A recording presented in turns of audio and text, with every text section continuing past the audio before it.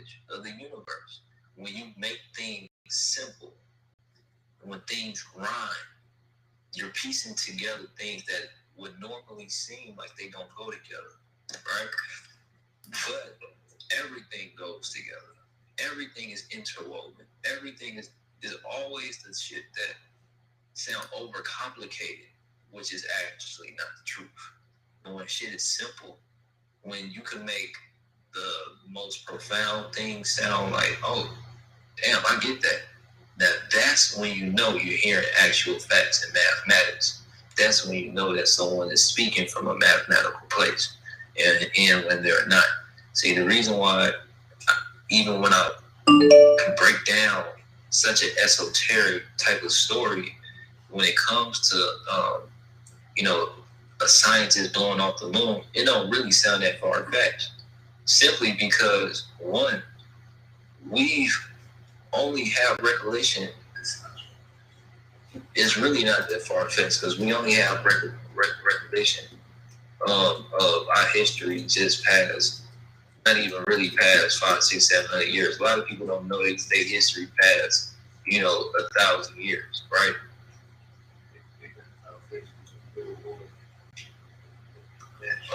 I don't speak that on the thing. Well, yeah, Blue was about to say, he was like, the Indians found traces of nuclear war, right, on their land. And this is, but it's never been a nuclear war on their land, right? Well, as Elijah Muhammad states, he says that every 25,000 years, the earth resets itself. He said every 25,000 years, there's a new Quran. So basically, and this is one thing I realized about when it comes to the laws of Ma'at, the laws of Islam, the whole nine. It's not actually a religion. It's the code and how the universe is interwoven. When we say, black people's, when we say black people are about love, we about peace, we about justice and things of that nature. That's just, that's just the language of the universe. That's Islam. You understand? Can I put you? Oh, I'm sorry. Can I piggyback off of that? Can we talk about that? Veggie back. Veggie back. That's okay, my bad. Okay. If I could veggie back off of that. Can we add sound into that? Because what you're saying, happened to me physically, right? I'm not a religious person. Christianity started sounding weird to me at a young age. Mm-hmm. I didn't understand why we wore a cross. I was like, why do we wear the thing he died on? That's kind of scary, right? And I started thinking that as a kid. I'm like, why don't we wear a pad? Because this is how he walked, right? Or shoes or something. I don't know. So I picked up different things. That's how I learned Taoism. I learned a lot of stuff from, I have a lot of Sunni Muslim friends, and they taught me about Zikr and the 99 names. But I noticed that when I was doing the 99 names, it wasn't so much the name. It was whoever wrote those names, they knew how to put sounds together to activate the brain. Because when I say certain names over and over again, I'm like, damn, I feel it in my forehead, the back of my head, and my chest. And I would keep doing it over and over and over again, and I'm lighting them chakras up. And I'm like, wait a minute. I'm like, that sound is of the devil, which is hard. It's hard for me to believe in the devil. I just believe it's dark forces and light forces. You know what I mean? Absolutely. Because something that you think is the devil will turn around and be. If it didn't happen, your biggest blessing wouldn't have happened. You'd be like, damn, if that did not happen, this wouldn't have happened like that. So it's how do you separate it? How do you know what's God's training or what we are so quick to blame on the devil? You know what I mean? But back to the sound source, that's the first thing I wanted to hear about how do you incorporate sound into that formula? And also, do you believe in the devil? So when you talk about vibration, you talk about sound. See, when you talk about vibration itself, is actually, see, what we hear is actually kind of like the almost, how can I explain this? The tail end of sound, the vibration of it is like a wave you actually feeling. It's not actually what you hear, because what you feeling is and what you hearing is two separate things basically. The what you hearing is more so like the vocal, but what you feeling is the wave is actually traveling across, that is traveling on, right? See, when you're talking about the language of the universe, and the reason why we say it is the frequencies, is the vibrations, because, and you will understand this exactly anytime you get on a plant medicine and you listen to some hertz music, right? You're gonna feel what it's like to experience God, because it's like when I was, and then I gotta speak from experience. This is why I'm glad that I do have a lot of this different experience. I was on the beach one time, right? I was on the beach one time, and this was, and I don't advise anybody to do this because, of course, I'm a Pisces, so, you know, I'll be entering them different realms. But I did a heroic dose of shrooms on the beach. All right, it started off with me with a group of people. With these people, they had to go, right? So I'm on the beach by myself, entering a heroic dose of shrooms. But I stayed back. But it was one lady, it was one girl that stayed back with me.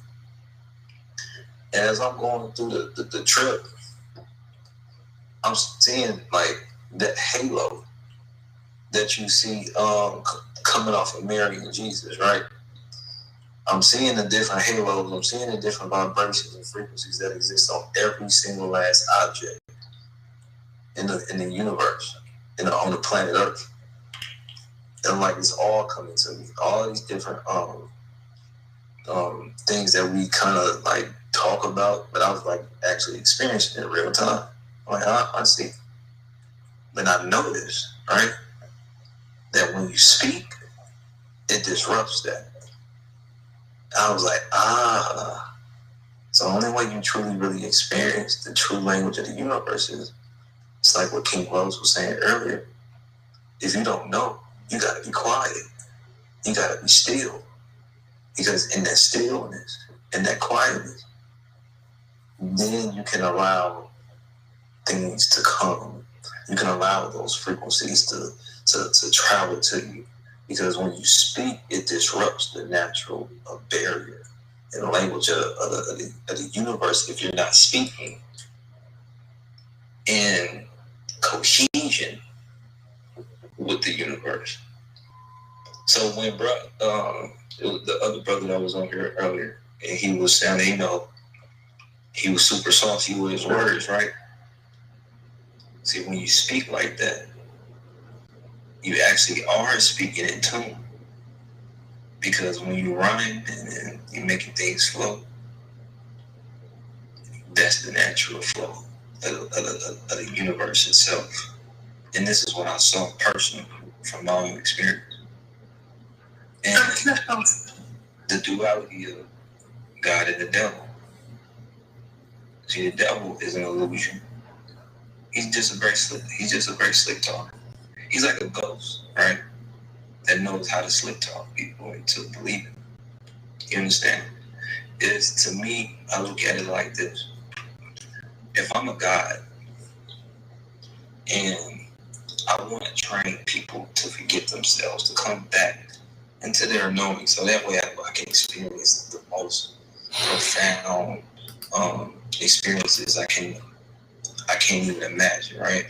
Then I need to create some type of duality, right? I need to create some type of system that will allow me to replicate and duplicate myself, to forget and to come into, to forget everything, so that way I can know more, I can travel to other places, I can think of new things, ideas.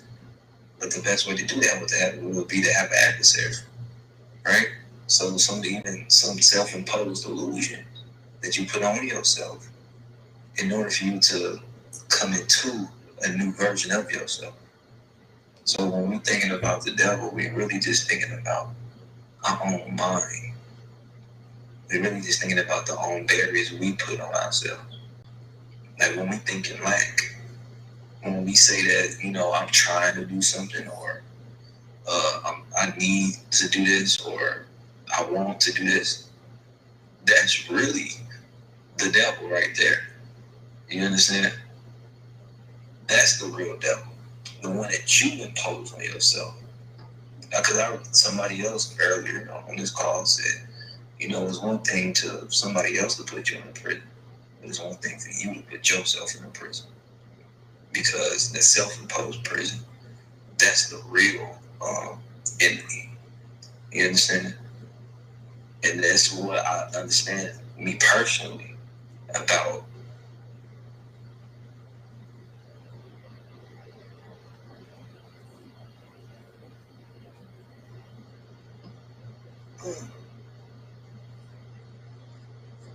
Did he just go silent, or is it just my own? He hit the mute by accident, it looks like.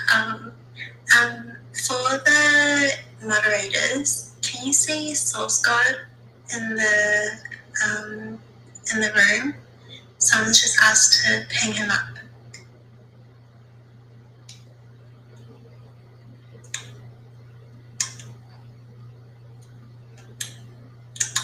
Maybe he got a phone call. I'm sure he'll be back. Hey, can I make a comment with the subject matter, which is too far away from what's been discussed at 15 minutes? There was a comment about the Native Americans noticing or detecting nuclear events. Was that someone said that? I think he was talking about the Indians from India. Not Native Americans. I don't think he was talking about because it's the difference between Native Americans, American Indians, and Indians from India. Yeah, I know. So I think he was. I think Blue's still here. Maybe we can. What I wanted to say is that Native Americans actually discovered or noticed something called nanodiamonds. And nanodiamonds is what occurs when there's either an atomic event or highly intense meteor strike. And so in recent studies, there was a discovery of an event. I'm trying to remember the name of it. Anyway, this event was a catastrophic event that happened in space that propelled asteroids around 12,000 years ago. Excuse me, about 12,000 years ago. And the debris hit this planet somewhere around between, again, 14 to 12,000 years ago. It was called a Vela supernova. And scientists recently discovered that. And it appears that may have been one of the reasons why the Ice Age was ended earlier than the normal cycles that occur.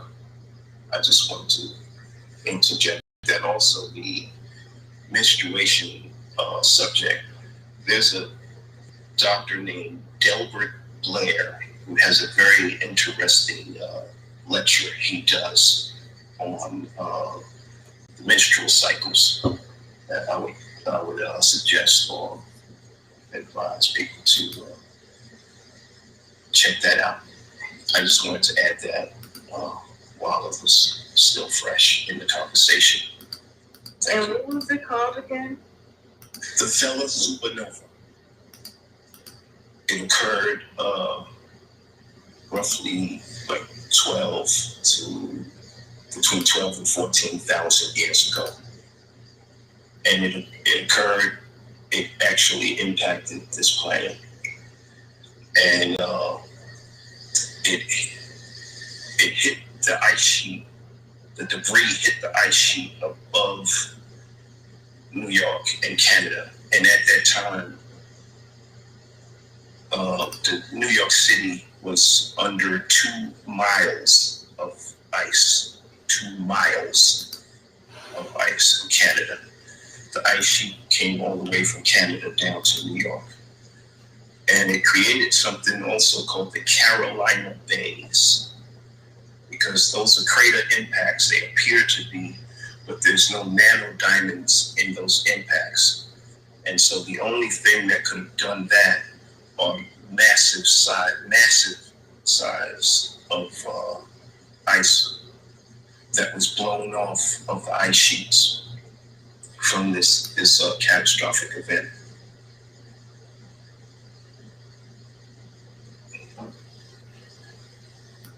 Vela supernova. There's still remnants of it today. It's actually, you can still see remnants of it today through those powerful telescopes.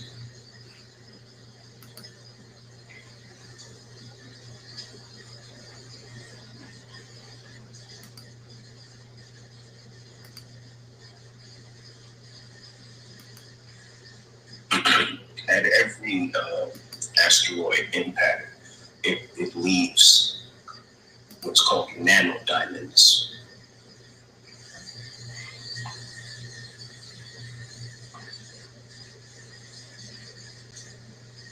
And if you look up the Carolina Bays, you'll see it's a series of giant craters off the coast of the Carolinas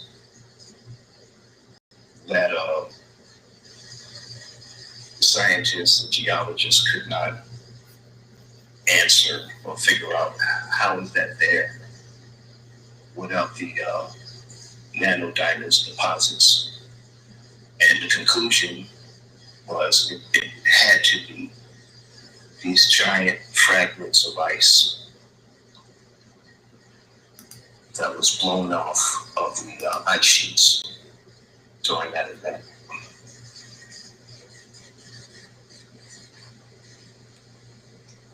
I just looked, and we've been in this room for 8 hours. We really pulled a full-time shift in here, and I feel like I've been in here for like 15 minutes. I know. Just proof that we're just going like event to event, and that time is not even a real thing.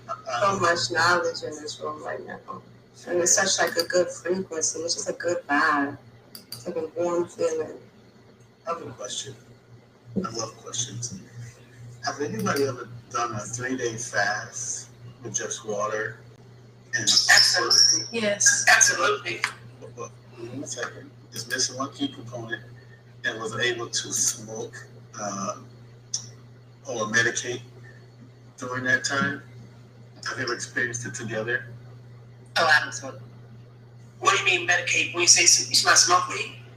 Yes. Well, no. If I fast, I just drink water. I don't do anything. I don't drink coffee. I don't do anything. And it's if you get bored, it's a very interesting experience the way your body feels. Because you're in ketosis, and then when you get a chance to medicate, it's you really feel super connected.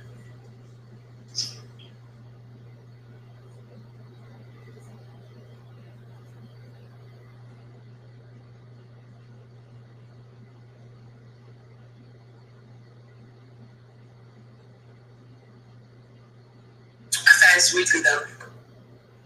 You go a day or two. I think your body needs to take a break. I think the older people get, they eat less anyway. Less work on your body. Did anybody do Ramadan machine? Speaking of fasting. Yes, I did. And like being in quarantine and everything.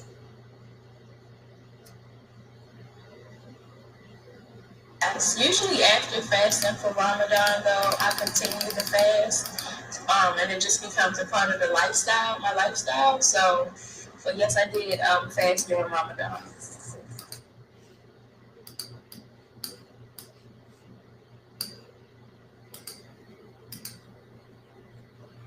This is the first time I did it, and I really followed the rules. And I promise, it was like some of the most beautiful peace I've ever experienced. And it's so crazy because they say during Ramadan that I think it's the gates of hell are closed, and it's just It's locked up. It's locked up. And it's so crazy because we had Ramadan, we had that weekend, and that Monday is when George Floyd's murder happened. And I was like, I'll be damned if he didn't come up out of them gates with a fury. I can't wait to King gets back. There's another group that they do conspiracy theories, and they was talking about this island outside of India where there was a white tourist that attempted to get onto the island, and he was murdered by a group of black indigenous people there. They actually call it Devil's Island, I think. It's called Sentinel Island. Sentinel Island. And there is this Jawara Island. Yes, there's this gentleman who works for, or he used to work for the CIA or something of that nature, that said that the actual devil is physically locked up on that island, and that because the devil supposedly cannot be destroyed, but these people are one of the oldest cultures in the world and were given the secrets in how to capture and hold the devil. Look, man, the devil lived in Hell's Kitchen, all right, in New York City, right off of Times Square. I'm talking about period. You know what I'm saying? I mean, it would be, you know, those are missionary tales. It's called propaganda, brother. You know what I'm saying? For them to castigate the last area on the planet where the doctrine of discovery has not hit yet. The CIA is the military arm for the Jesuits, as the Jesuits are the military arm for the Vatican. Right. So don't believe anything that the devil is in the Jawara Islands. Well, see, the thing is, I've never been there, so no, I'm just saying this is it's indicative. This is the game that they play all around the world. That's what we're saying. Just Google it. Doctrine of discovery. I promise you, family, it'll take you down a rabbit hole, and this game that these people play will become a lot more clearer. You know, they have to demonize people before they can destroy you. They have to make you subhuman. And for whatever reason, you know, the family that's out there in the Sentinel Islands who are the remnants of indigenous people who, you know, just like if you go to the West Guinea and you know, all of them families in all of these isolated places always look like us. Why? Because that's how we look all around the planet. So, for whatever reason, you know, they cannot run down on them people. I mean, you know, I'm not gonna, let me say this because I have not heard that story. I'm not gonna, Y'all ain't really damn quiet. You know, I'm gonna delve into it to see, you know. Yeah, it's just something they said that there's never been anybody that they attempted things like that place that they leave alone. And why out of all the places that they've colonized, it's just this one place that they attempt to leave alone. Yeah, I mean, you know, I seen the Pope kissing, you know, nuclear bombs and all of that. I can't hear you. So why won't they drop it on the devil's head? They really work with him like that. Who that? No, we can hear you. I think he can't hear us, but we can hear him. Yo, this is my show from John. I appreciate y'all. You know, thank y'all for having me on here tonight. Yeah, I was just in here, couldn't hear nothing. That was weird. Yeah. thought your room got hijacked, huh? Nah, I seen it ain't get jacked, but it was like the sound was acting crazy. Hey, Kitty, have you heard, were you able to hear the conversation we was having a second ago? I don't think so, because I was on a call. We've talked about, what's the Sentinel Island, the Jawara Islands, the tribe is out there in the middle of the Indian Ocean that has never been colonized or conquered. They won't let no colonizer set foot on the island. Man, They killed the missionary 2 years ago, washed them up. Yo, everybody that come out there, they get the treatment. Yeah, they get the treatment, yeah. Them boys different. Yeah, they different. Yo, that's us in our indigenous state when we was really about that life, and we knew a devil when we see one, and we like, nah, like we got the smoke signals from the tribe over there. We ain't going for that. So they're the last Mohicans that got the memo. They're us. Yeah, they the last one with the memo, man. They litty though. They so litty though, like, and they kill a nigga game so vicious, like. I'm talking about, man, man, listen, you can't even land a plane over that joint. Man, they everything. Yeah, they on your helmet, you know?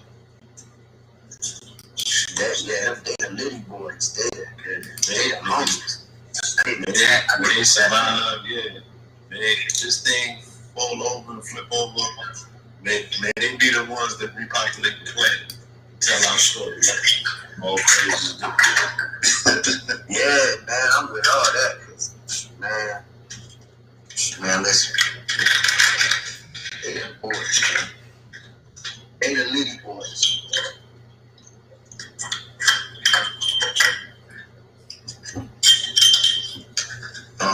Okay, thank you for having me on your platform today. I feel like if I don't sleep, I feel like I need to be doing something, because I'm like, I haven't done anything for 8 hours. Well, it's a perfect time for you to leave now, because we're still 5'9" just got here and he's in fucking trouble, man. I don't know. I just got here and all I'm hearing is somebody talking about sleeping. I don't know if I'm gonna be here. Oh man, you missed 8 hours. Yeah, we've been in here all day, boys. 8 hours. Yeah, that's what I've been doing. This is something to do. Clubhouse is the new way of life. I've never caught COVID. I'll tell you that. It's definitely technically from other social media. We can make everybody put their mask on in the room. We can do that. Now, how y'all doing, Kings? Y'all Good. Patrick. Man, you missed it. Once we gave out money earlier. Y'all gave out money? Yep. Elaborate. We were helping people out. If people that was in need, we're using a tight spot. We had about almost 500 people in the room, so we picked like 4 people out of the audience and just let them tell their story, and then they had their Cash App and their PTR, and we just blessed them silently. You know what I'm saying? Like, some real love, man. We built, man, we had the craziest build. Today was probably the best day. It was dope. Next level for sure. I missed it. That's amazing. King, do you think that maybe the next room we can do, maybe like a giant manifestation room, where we can just we can do a group and just focus on something that collectively that we want? Yeah, I'm with that. Oh, that's hard. I'm with that. I had this epiphany a long time ago. Then, or more like an inclination. What would happen if we all, what would happen if the whole world sang to the same frequency? Like if we sang collectively, all of our voices, the same thing. I don't know what that thing would be, but I had that idea because I know that we sometimes don't sound good individually, but collectively it always sounds good. Whenever you get in a mass of people to sing something, you don't hear the imperfections in it ever. What's so cool about what you're saying is coming into this room as a listener and then a learner and then getting to be a part of the conversation. what I've learned and absorbed from this room is that mathematically, if we all decide on something and then repeat it with our mouths and a chant on a rhythm and believe it with our hearts and get in sync, whatever that idea is, we can crack the universe. I've really absorbed that from this conversation. Like, it's really a formula. It's really a formula of action that once you know how to chant and meditate and focus and put your mind to something, that if we ever get on the same page and do that shit in synchronicity, literally on the same beat at the same time in the same key, we gonna crack the universe. Because they say that the universal what they call vibration is like 40 hertz. Jimi Hendrix and like the Beatles would tune their music to it. Very true. In Indian culture, they do the Soham, and also the other, which is supposed to be the first sound that the universe made through creation. It could be anything. We can even just take and create a list of affirmations, and then we can go down the list each head, and we all bring everybody to the stage and we repeat together. Beyond affirmations, it could be like plans for the affirmations. Like, I don't know how to say what I'm thinking, but beyond convincing yourself with the affirmation, it could be the actual thing that we say or chant or sing or unify or harmonize. And it's I can't explain it. I'm just go back on what you No, it makes sense though. Just like we were talking about the saying people saying that I can't breathe, right? And then they manifested that with everybody wearing masks and COVID. And so we could do the opposite. Who was the nigga that came up with that slogan? He was a slick motherfucker. very wicked. He was a slick motherfucker. He really got the whole world to say that shit collectively, and then they manifest masks. Look, go ahead, notice. Look, hands up, don't shoot. That's caused more hands up. People are getting shot. Well, anytime a cop got a gun. No, but think about it. Like all those places where the riots is at, look at the crime rates. It has like skyrocketed. Like Chicago's up to like 700 and something crazy murders. Like it's out of control. It's on purpose. I know, but it's manifesting. So they manifested it. They brought attention and said Black Lives Matter. The word black actually in the Black Laws Dictionary represents death anyway.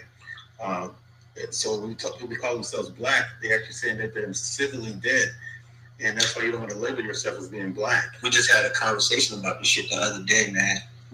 I went in on that shit. We got to start having more conversations about what to say at home together all the time. Like, we got to start having more conversations about, all right, y'all, what are we thinking about this week?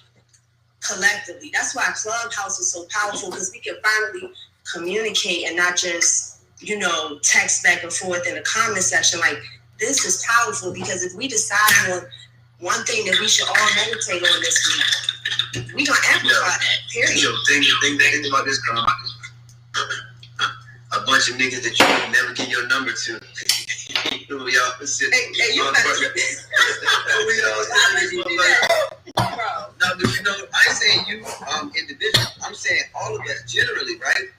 We in these rooms with a bunch of people we would never give our phone number to, right? When we're sitting in this motherfucker for 8 hours and talking to people that we won't even give our number to, we got to have some evaluation. Because, you know what I'm saying? Like, not connection. This might be more dangerous than anything, because true connection is through communication. So I think we're going to all connect deeper than what we really think on this app. I just want to say, not to mention that people can pull you into a private room and like order you into having a conversation with them too, as long as you follow them. You don't have to accept it though. You don't have to accept that. True. You made that shit sound. You made that shit sound like some shit you can't get out of. Listen, something else like people pull you into a private room and corner you into a conversation. What you been in? Let me find out you that's what that shit felt like. I'm not even gonna everybody in the dominatrix room or something. That's what that shit felt like. Just get dismissed. Just dismiss it all, girl. Dismiss it. No. It was painful. Not a bad situation. situations that I'm like, you know, when the notifications come up top, you think you're just accepting it because you're being pinged into a room. You know, like your friend is pinging you into a room. No, this was a private conversation. And I had literally thought the same thing, like, this is not somebody that I would have given my number to willingly in real life. But Clubhouse is just a different ballgame. So you guys are young. Y'all, almost some of y'all remember that Clubhouse is actually an old concept. There used to be a thing called the party line. Back in the day. And this is the concept. It's the same thing. It's literally the same thing. It's the same thing. Yo, I was getting in on the party line. That's crazy. I was getting visits off that shit. I was the most dustiest, ratchetest girl in Baltimore City that ever existed. You wouldn't believe it, man. I was, man, what? The chat line? You don't remember the chat line, Carmen? I don't remember being old enough to use it. What? I was young using it. Yeah, I definitely was. Man, we on chat line. No, I ain't gonna tell y'all what my name was on chat line. I had a slick name. Now. Look, hey, Carmen, it was me and Danny, so you know we was on some slick nigga shit. Oh no, oh boy. Yep. Just know that nigga name was Dream on that. Just know that. I'm gonna throw him under the bus. His name was Dream. I'm call him Dream tomorrow. Call him Dream. he gonna put me out there if you tell him that. Just tell him that he gonna tell you mine. Alright. Yeah. I think at the time living was like 5'7". Right. Yeah, I'm 5'7". Named Dream. This brother, you have no idea what this person looked like. You just had to hope they look good. Los, there's a Dream in the audience. I'm not even gonna hold you. And you're on the party line right now. I am dying. I'm just scrolling. I'm like, does that say Dream? Hey, King, do you guys ever feel like the Clubhouse is like an adult version of high school almost? Because like everybody's still kind of clicking up again, like this kind of this conscious community. Yes. The hip hop community. But that's just socializing. That's just. I think they would call that social. Well, I fell asleep in King Rose's room the other day. I literally went to his room to fall asleep because of what they were talking about. So I wanted that to be in my subconscious while I slept. That's how you're supposed to do it. I think that's kind of high schoolish though. I kind of felt embarrassed next day. No, that was a sock hop. That was sleepover. Hey, when you guys was in high school, what was your destination like most likely to do what? Y'all know what I had. Class clown. I can see that. I didn't pass up a fucking opportunity. I see any segue for a good joke. Oh, the punchline is coming. Remember the roast? The roast battle. Cracking on people. You already know. I was disruptive. Like if you was a regular person, they gave you like most personality. They should have gave you most personality.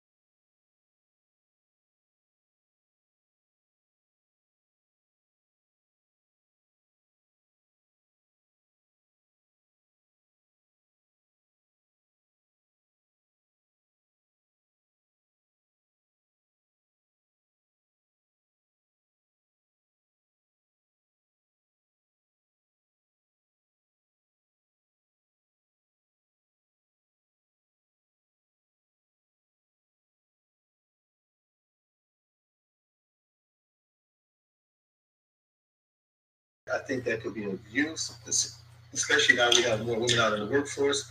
I think that'd be helpful with the children. The Black community absolutely needs to do polygamy for sure, but the problem is that we cannot do that 100%. with Do everything you just said. predators running The about numbers just don't lie. Like, you just gotta and little we take the boys. emotional part out of it and just go into numbers just for a minute. Like, the numbers don't lie. The ratio is no mathematical formula, PEMDAS, nothing that you can do to get every Black woman with a Black man. That's just the bottom line. Between, prison rates and down low, and then and then you have you have the down low. I feel like it makes sense. We're going to have to do polygamy, and that's it. But then you got niggas running around and we can't do it being predators. It's wild. That's how it would have to work, at least for the beginning of the transition, because there's such an ego that has to be expunged. Exactly. From the relationship dynamic right now for women to just be at peace worldwide with sharing their man. It's like, they gotta be at peace with themselves. Exactly. You know what I mean? And you need a worldwide at peace with yourself campaign first, because that's where it all starts. Man, that's number one. Where you can even move. They don't have their own sisters or their own mothers in their family, so they don't have peace with another woman in her bed. Yeah. I mean, because even like the Islamic, but it doesn't even have to be like that. It started when there was a small group of men who had to fight for the safety of the community, and there's like less than 116, I think, or something of them. And what was happening is these men would go out and fight, but then when they died, they left their wives and children to fend for themselves, which is kind of what you're seeing right now. And the Prophet introduced it in a way to say, hey, look, it's not just for your pleasure. It's meant to keep, to be able to have a man to help protect this woman and child. I'm not saying that women need our protection, but it does go a long way when there's a man in a home that can provide a little bit more protection. Obviously, women got guns and stuff now, but I think that when it comes to like rearing of children, especially young men, I think it would be beneficial, because men will stop fighting. They was not wanting to fight in wars to protect the religion, because they was afraid that if they died, they didn't want their women and children to be out there trying to fend for themselves. So the Prophet gave them the guarantee that, hey, listen. But niggas ain't even built like that. They don't even have that understanding. A man who has the means to be able to provide for himself, him and his family, and for your family as well, and treat your wife with dignity and respect, and bring her into the home so that she doesn't have to go through those hardships by herself. And I see so many sisters struggling, even the sisters who are highly educated, they're having a hard time finding. Come on now. They struggling more. A basic man, not even a good man, a basic man. Just a basic nigga, bro. That's gotta be hard, because like you went to school trying to. How the fuck? It's like, damn, is this a curse to be this damn intelligent? Like, my goodness. Great income, big house, and take care of you. If you don't have children. Man. Settle down, and now you're looking like Switch the dialect and everything. It's wild out here. That's not is that your experience? Some of the ladies on the stage? Because I've never experienced putting each other in bed. I've never had issues with getting men. Never. But nothing. Can't hold a conversation with not a one. That's extremely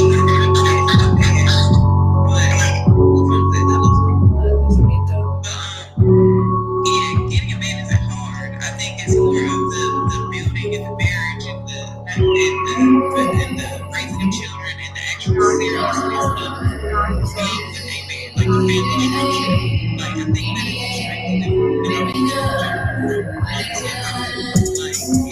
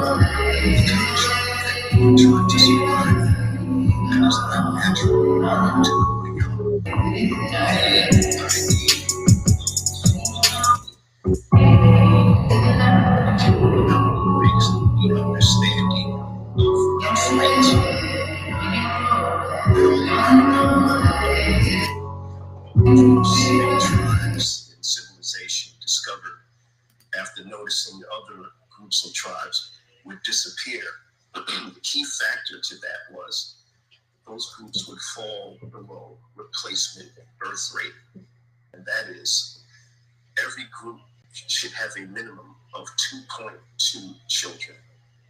That is the threshold between extinction of your group or the group building and growing. And so we're looking at a phenomenon now where if you look around the world, you'll see that a lot of groups are now below that number. And that is the line. Once you fall below that line of 2.2 children, there's no culture that has ever been able to return from that. In other words, they're facing extinction.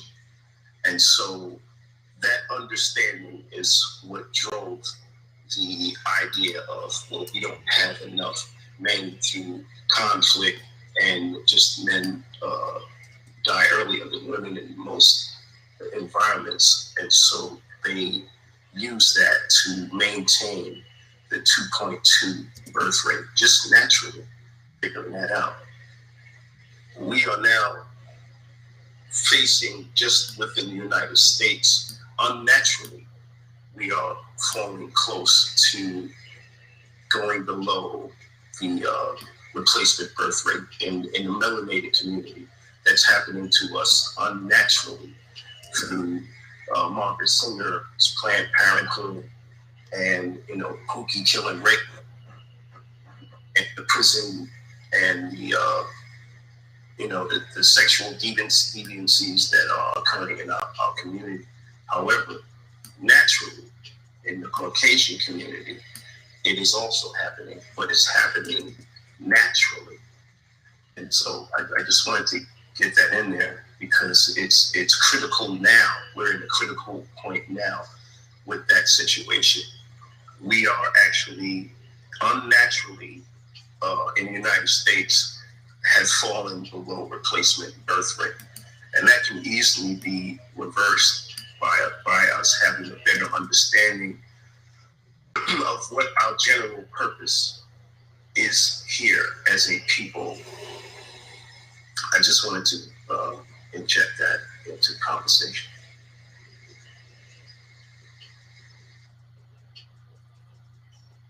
So I have 2 kids. So how am I gonna get point 2?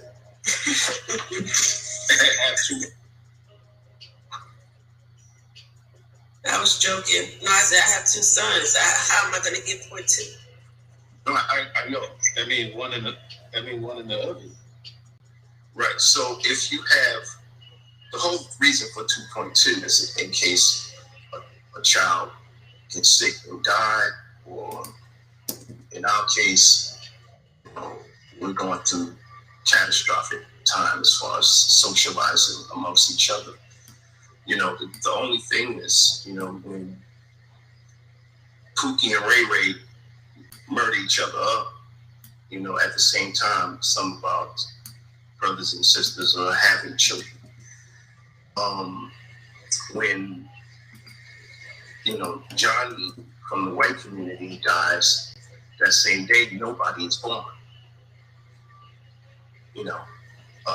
It's for us, for every child that dies, several are born.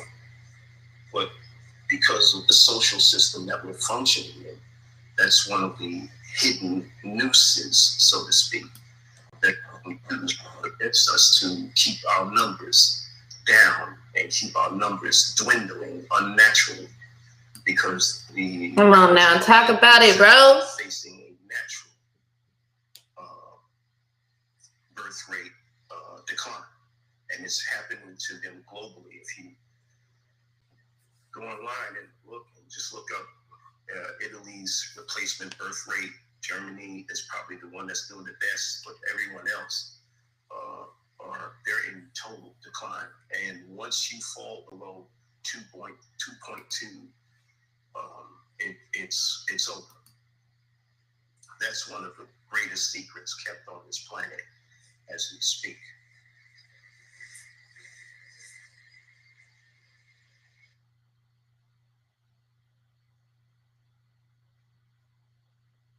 I'm sorry, did you get a chance to do a solution B? Did you cover that? What would be the solution to maintaining your birth rate? Yes. Yes, it's simple. The ultimate answer to that is love. You have to love yourself and love your people. Talk about it. You automatically know what to do. You automatically would know that Planned Parenthood does not belong in your neighborhood. Come on. You automatically know that the moral absolutes in your community are out of focus. It's like the community will correct that. Come on. These are things that come automatic with love. You automatically know what to do with a police officer that comes into your neighborhood. Come on. Why would we continue to fall over and over and over again? But it's going to happen if you don't love yourself. Come on love now. Your people. Come on now. Come on now. If you do that, it's very simple. It's very simple. It's love. It's so simple. I don't understand how people miss it, bro. I don't understand how people miss it. It's the most simplest thing. I mean, it's the most powerful frequency in the universe. It diffuses everything. Everything needs love. It's love. And It's that's just love. how we've been functioning. That's how we've been conditioned. It's just love literally would save our entire community. The social structure that we are It's trying amazing. to exist in and find our way, there are several steps ahead of us. It is And amazing. So they have. But your own will try to drag you down to the depths of hell. And the key to wild. that is love. So it's just love. They can't have love. Love means. But they don't within a understand it. generation, They don't they're understand basically it. wiped out. And so, if you know that that's your existence is based off of Your whole existence is based off of love. and That's our what natural loving has to frequency. do with That is the natural frequency of the universe. ultimately, at the end of your kind, you must keep everything and everybody in some sort of disarray and war footing. Come on now. Cannot promote love. Chaos. Chaos.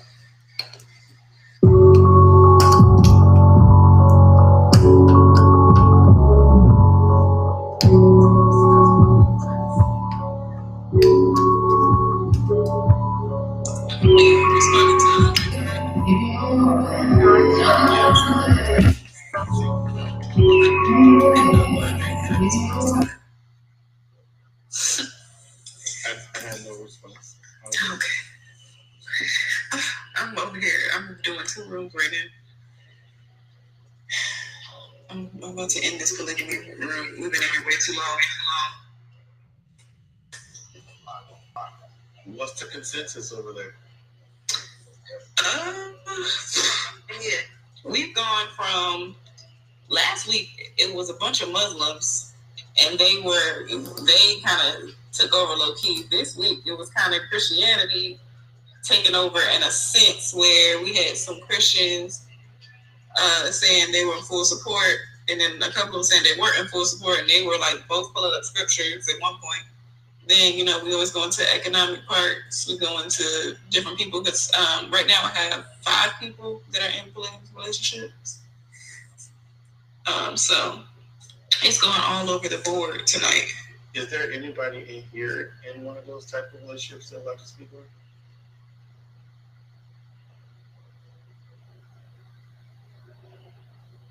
Okay.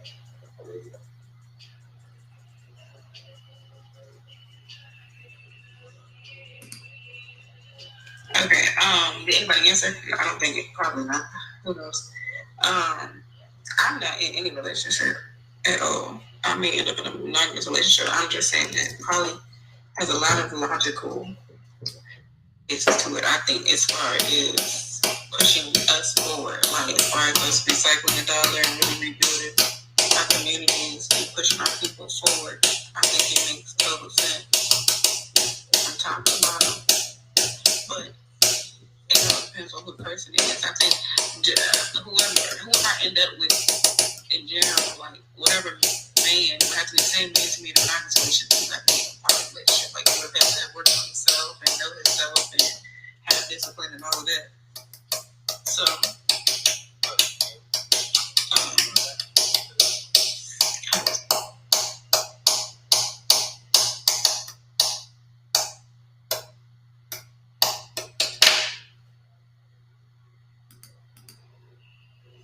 Anybody want to take the floor and have any questions about, we started out earlier today talking about people having challenges with becoming vegan or plant-based.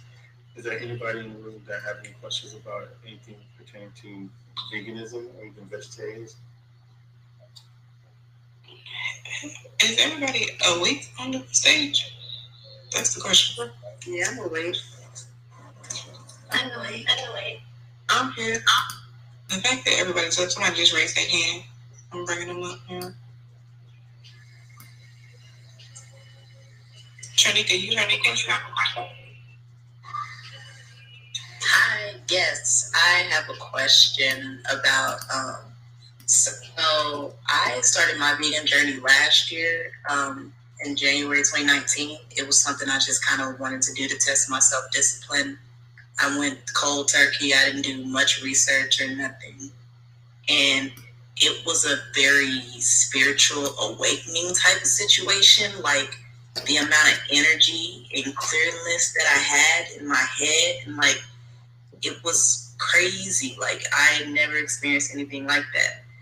And I only did like the full vegan thing for maybe 4 months. And then I started introducing certain things back into my diet, mainly like fish. And I have been trying to chase that ever since that happened. And I don't know if I tainted it or if anybody has experience with that same feeling, or like, It's like a feeling of euphoria. yes. I know what you mean. Okay. Try to fast and reset, you know? If you want to get back into, you know, being more strict, just maybe fast and reset. And maybe I used to do a fast where I would just do water from sun up to sundown, and then at night I would just do like raw vegetables or make like the most amazing salad with fruit and vegetables. And I felt like I was buzzing like all day long. I just felt electric, you know? So that used to help me reset. Okay, I just feel like I've been trying. I'm like, okay, I stopped for a month and make sure I don't eat any like ice cream, or if I just want to dabble in dairy or eat fish and stuff. But I feel like I have not gotten back to that peak like veganism high ever again. I'm like, will that happen again? Like, what am I doing wrong?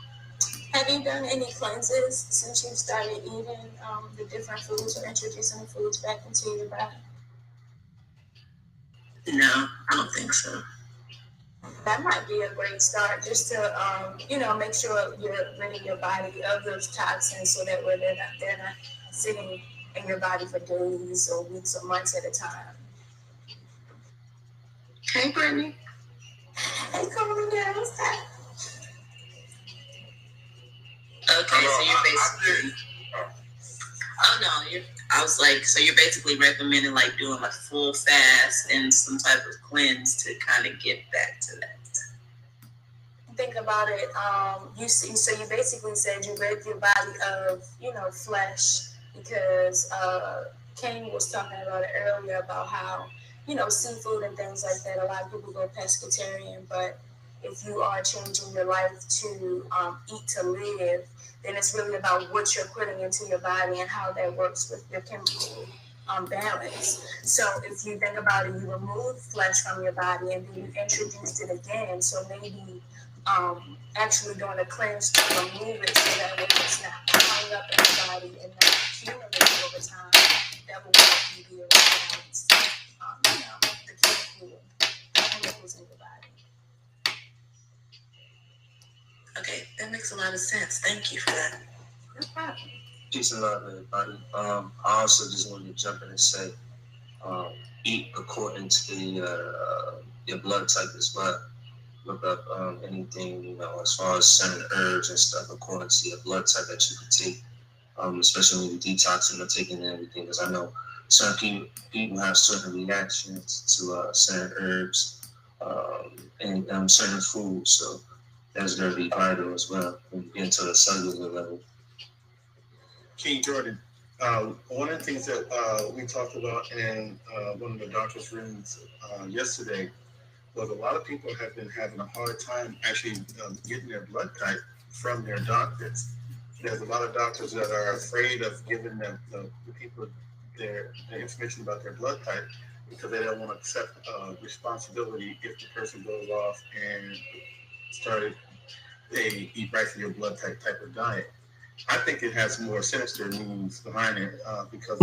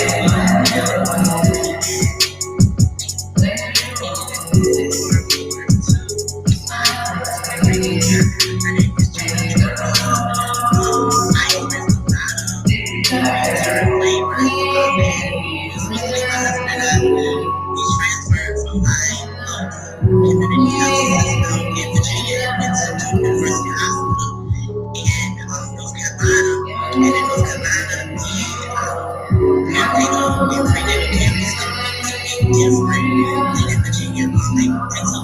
So, like,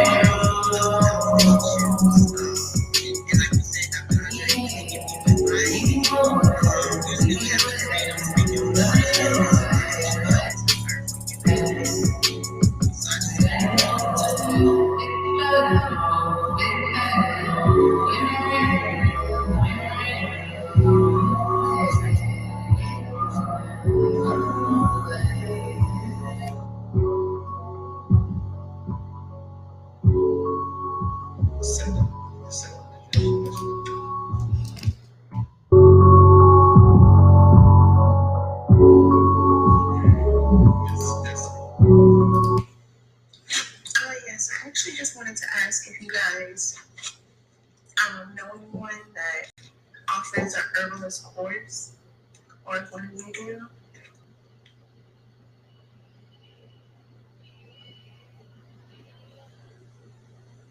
Maybe Mr. Bluepill can actually answer this question, because I do not know anybody.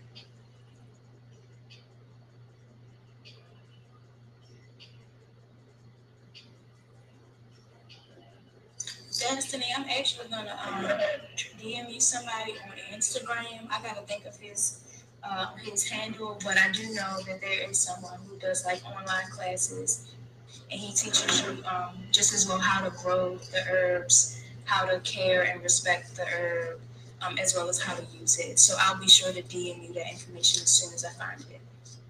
Okay, thank you so much. If you share that with me also, because this is the fourth time we had that question too.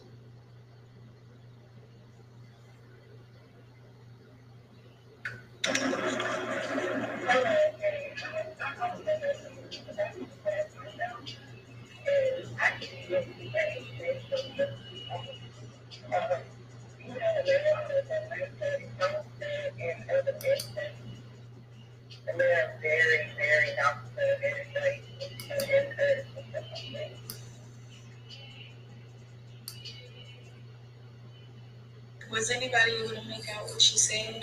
No, actually I wasn't. I didn't know.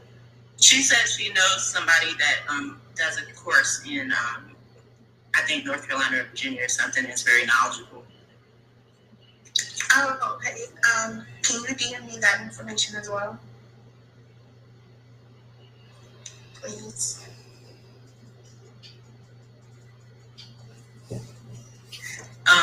I wanted to go ahead and ask my question and also kind of piggyback off of what y'all are asking, because I'm a student in acupuncture and Chinese medicine currently. And in Chinese medicine, diet and herbalism are a huge part of it. In fact, my real statement was based on a couple of minutes ago when we were talking about supplements and COVID and blood type. But one of my professors, I asked him his opinion on this, so I thought I'd bring it to the room. He was in favor of using chaga mushrooms to help with just immunity in general. And his reasoning was because supplements work against things like viruses, but mushrooms don't work against it. They don't fight it. They actually integrate into your system so that the virus does not fight you in some type of way. So I know that mushrooms in general, you know, when we think about them, a lot of times we think about the psychedelic mushrooms. But there are several mushrooms that are really, really good for the body. And I just wanted to see if anybody in here had any further information about chaga or reishi mushrooms, or anything like that you might be able to share. I know blue pill and red pill has a tremendous amount of information on that. I'm not sure if everybody's still awake. I think we've been on here almost 9.5 hours. So I'm correct, right? I think we were at almost 9.5 hours. Jordan, you remember? I think it's. So there's some people who are actually sleeping to our voice right now, perhaps. Well, I've been here for about 5 or 6 myself. Yeah, I took a nap and came back, and I was still here. Well, just as a disclaimer, right? We're not necessarily trying to replace any advice that you've been given by your doctors. So if you're on any type of medications or anything of that nature, please seek your doctor's advice so that they can probably prescribe you more drugs. But we do have to do this disclaimer that we're not giving medical advice here.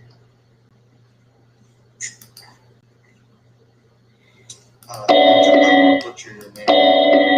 Does DJ, is that correct? It's DJ Uni, but people just, it works. What's up? I apologize. Yeah, I just came in, so I'm talking about. Just to give a recap on the room, we've talked about everything from veganism, from different conspiracies, from the moon, the makeup of the moon. We've talked about music, art, culture. We've talked about Reneé and the benefits and not so many benefits to the minority community. I think we're open for any topic. This has been a safe space for us for a very long time. We haven't had any trouble in this room whatsoever. So anything that flips your boat. The point that we haven't been doing is we haven't been arguing. So we just really just been loving and respecting on each other. Okay. Yeah, I came in earlier when you guys were playing Rosa's music. Yeah, it was nice. But a topic that I think we should, maybe you guys can look up is the God gene. What do you guys know about the God gene? The God gene as in the Eve gene? No, the God gene, it's you look up the VMAT2. It's the VMAT2 gene, which is in the brain. It's what it does, it transports serotonins and melatonins and epinephrine and all these pleasure responses, chemicals to the part of the brain. So this part of the brain is said to be where the God gene resides. And apparently, if you look at the VMAT2, when you look into that, there was, they're trying to make it into a conspiracy theory now, but there was a video where a guy was showing the like 2 CT scans to the upper right portion of the brain. He claimed that they was trying to deprogram terrorists, fanatical terrorists, by injecting them with some sort of vaccine based on the guy's influenza. Yeah. Is that the same video we're talking about? That it was a gentleman speaking in front of the military, correct? Yeah, 2005, and they said it was Bill Gates actually. It does look like Bill Gates, but you know how they try to spin it to make it seem like it was. They tried to say it was a part of some movie, and that there was some sort of something in some movie that never was released or whatever it may be. I have articles that are from the NCHI, I believe it's called, where they actually cover it, like there are articles written on it that were written in 2018, 2015. Yeah. I believe you. I believe you. I think that a lot of people have been wary because in Clubhouse they have been, we have to say allegedly, after those types of things. Okay. They literally have been shadow banned many rooms. I've been in a total of 14 rooms. Out of the 14 rooms, 7 of them have been shadow banned because of any information that goes against the establishment, and we get really deep into it. it's only a matter of time for someone needs recording information. So you don't see a lot of COVID talk in here, just because of they're destroying people's profiles and things of that nature. But I know what you're talking about, and I actually have that video, and I have actually shared that video with my family. That video can be found on YouTube. Maybe not on YouTube. Not. Yes, the full video too. Is it any way possible you can briefly place that into your bio so someone can copy and paste or screenshot it? If anybody wants to go look at it. Sure, I'll do it right now. Okay, that'd be greatly appreciated.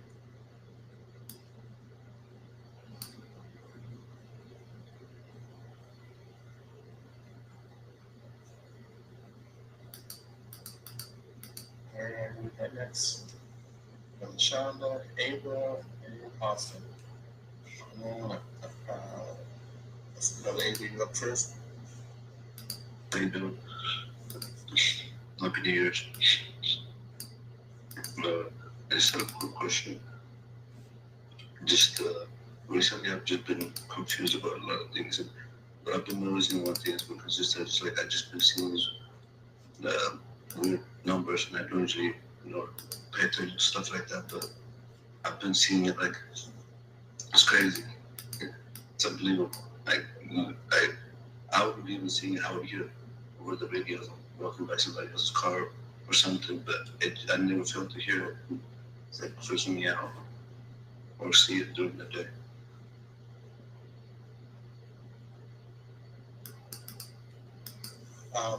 Actually, earlier today, they were talking about gematria, and I think your brothers, my red pill and blue pill, was talking about it earlier today, and a lot of the sisters were talking about the numbers. Do you know what number you've been seeing quite often? Is it repeatables? Yeah, it is. It's like it's either the triple threes or the double threes. It's like every time. Have you done any research on it? Yeah, those are considered like something like they call angel numbers. You can look those up and kind of tap into what you're feeling, because sometimes when you look up something online, your body will tell you more about the meaning of what the numbers mean to you in your life. But definitely do your research on the number, because we can tell you read off the internet, but it's probably best that you read it, because your interpretation of the number will be different than the meaning for mine. I did some, and then but just like, is that stuff even real? Like, Yes, it is real. This whole society is built off of sacred numbers and geometry.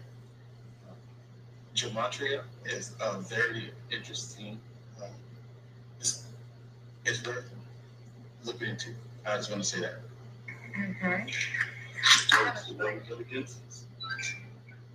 what was it called again? I'm right there. Gematria. Yes. You go to gematrix.org, I believe. Gematrix.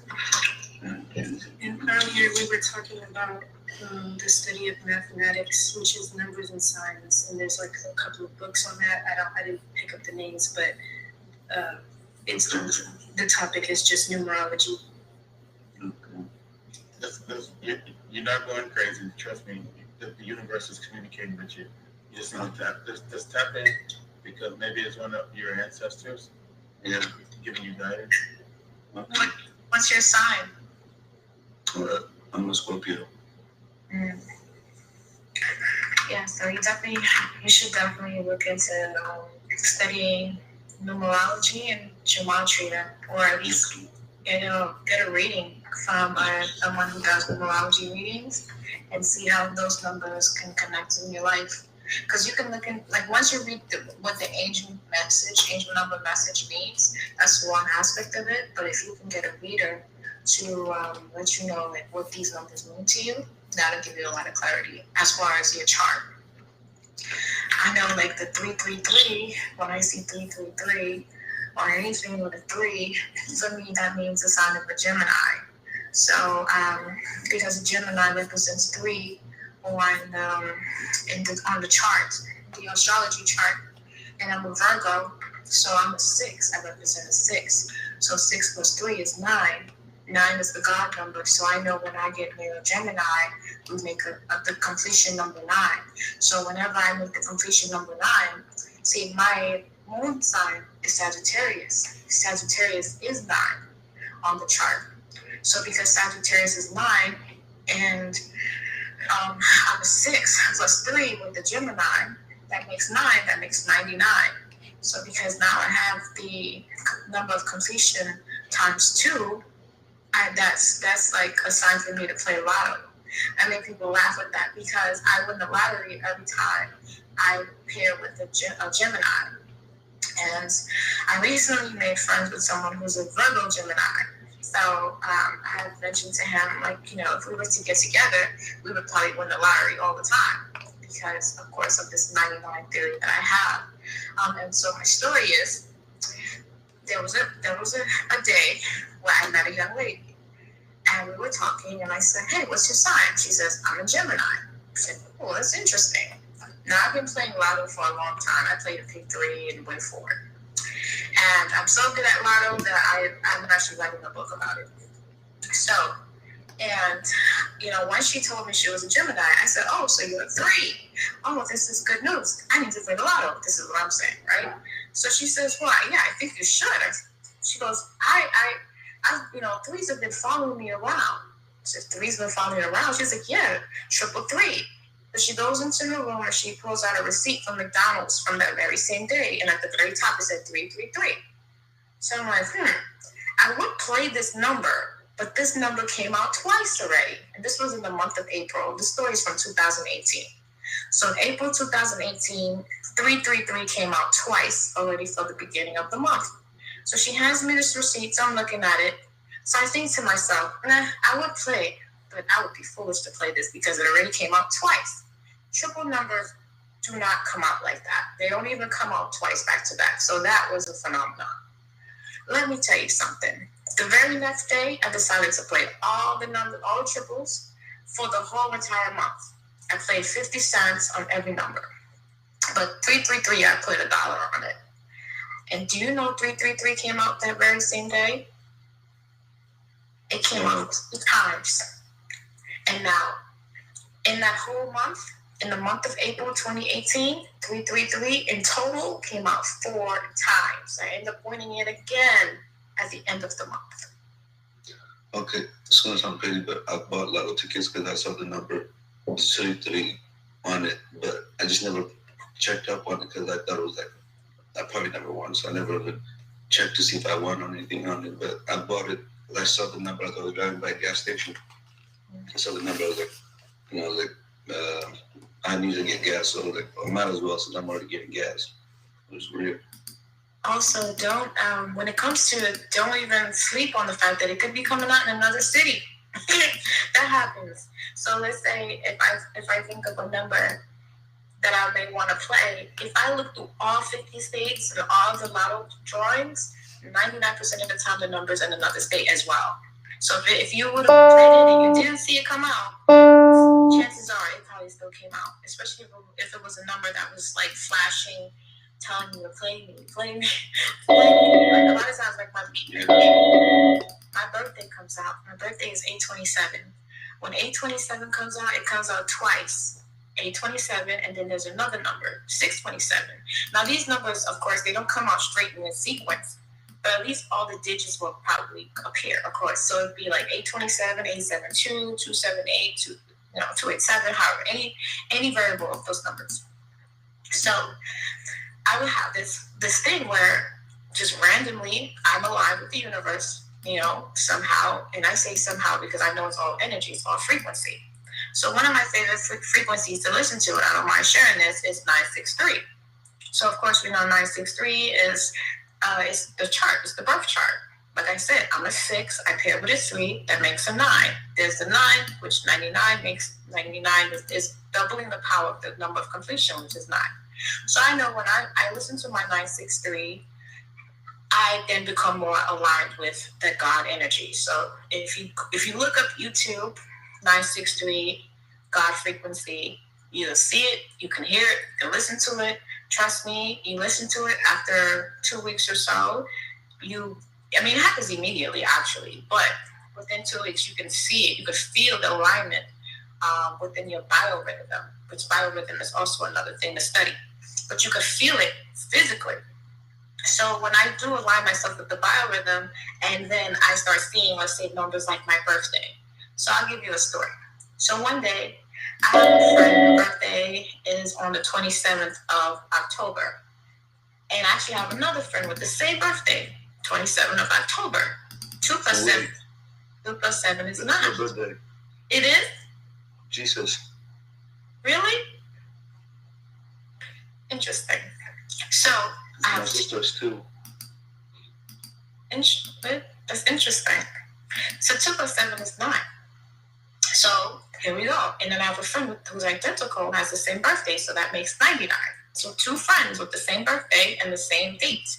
So she calls me one day, and I'm walking, and when the phone rings, I pick up. I'm standing on 99th Street. 99. Here we go. So I'm like, wow, this is interesting.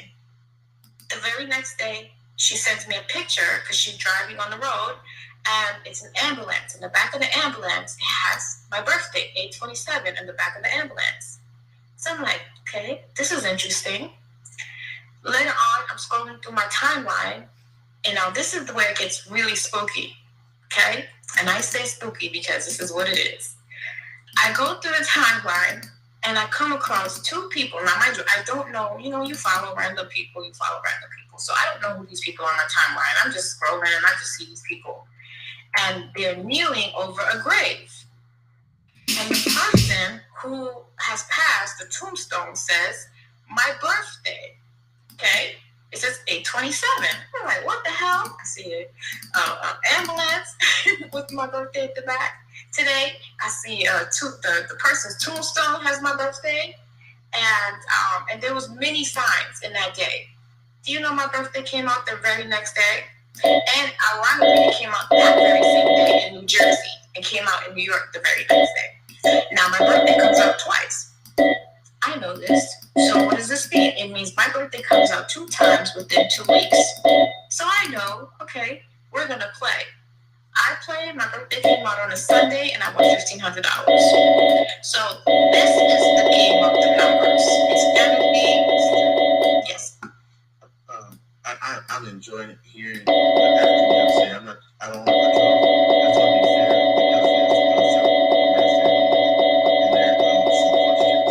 And I just want to see if it's ever possible if they can DM you for guidance or where you can get more information. Yeah, that'd be great. Yes, for sure. Thank you so much for letting me speak. Have a wonderful morning, everyone. Thank you so much. Thanks so much, guys. Appreciate it. Ms. Goddess, you had a question? Thank you for waiting patiently.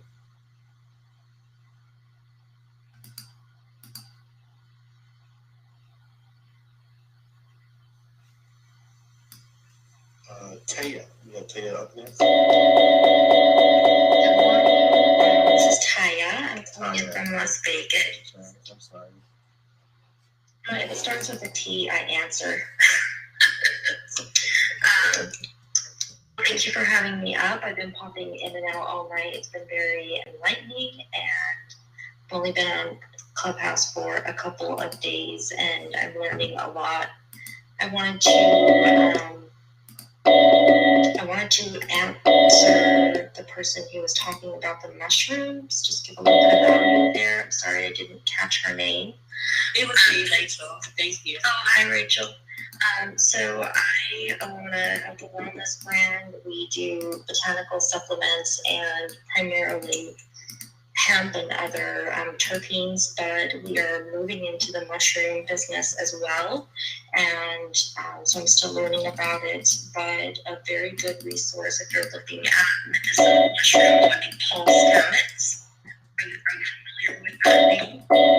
No, I'm not. Yeah, just Google him. It's Paul, Stamets. He's basically known as the godfather of mushrooms. He's one of the most famous microtologists out there who study fungi. And he has an amazing Joe Rogan YouTube interview. It's like 2 hours long. He has something called Fungi Perfecti. So anything that you want to learn about medicinal mushrooms, he talks about psychedelic mushrooms as well, but he also places a lot of emphasis on just the non-psychotic ones and just what he calls medicinal mushrooms. And yeah, it's Paul, Paul, Stamets,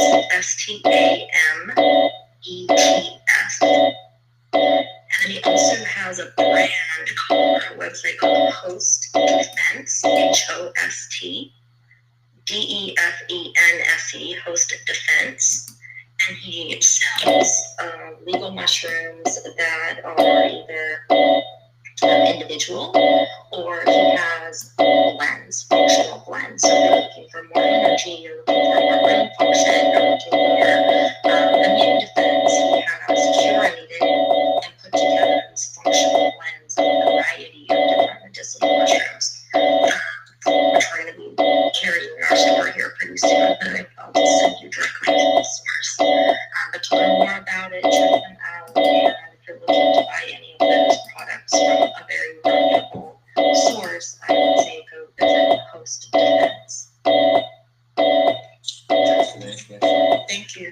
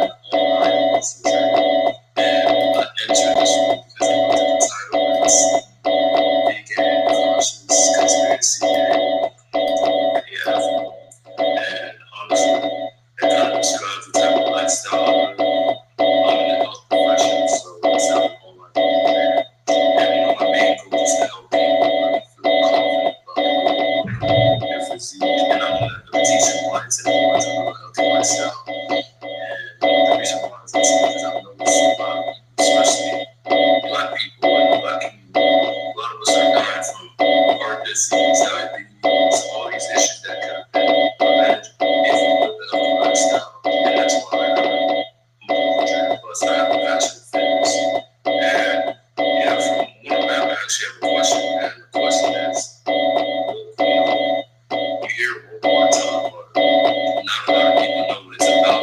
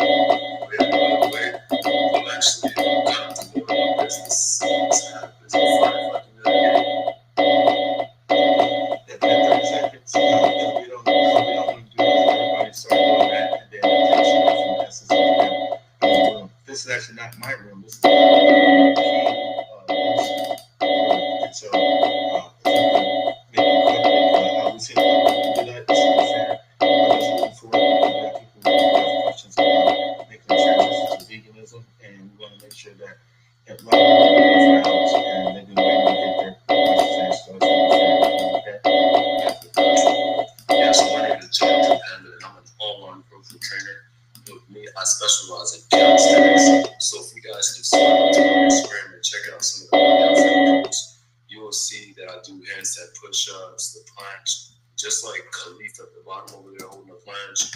I specialize in teaching people how to do that. My main goal is, like I said, to gain that physique that people want. So if you're losing weight, gaining weight, building muscle, I got you with that.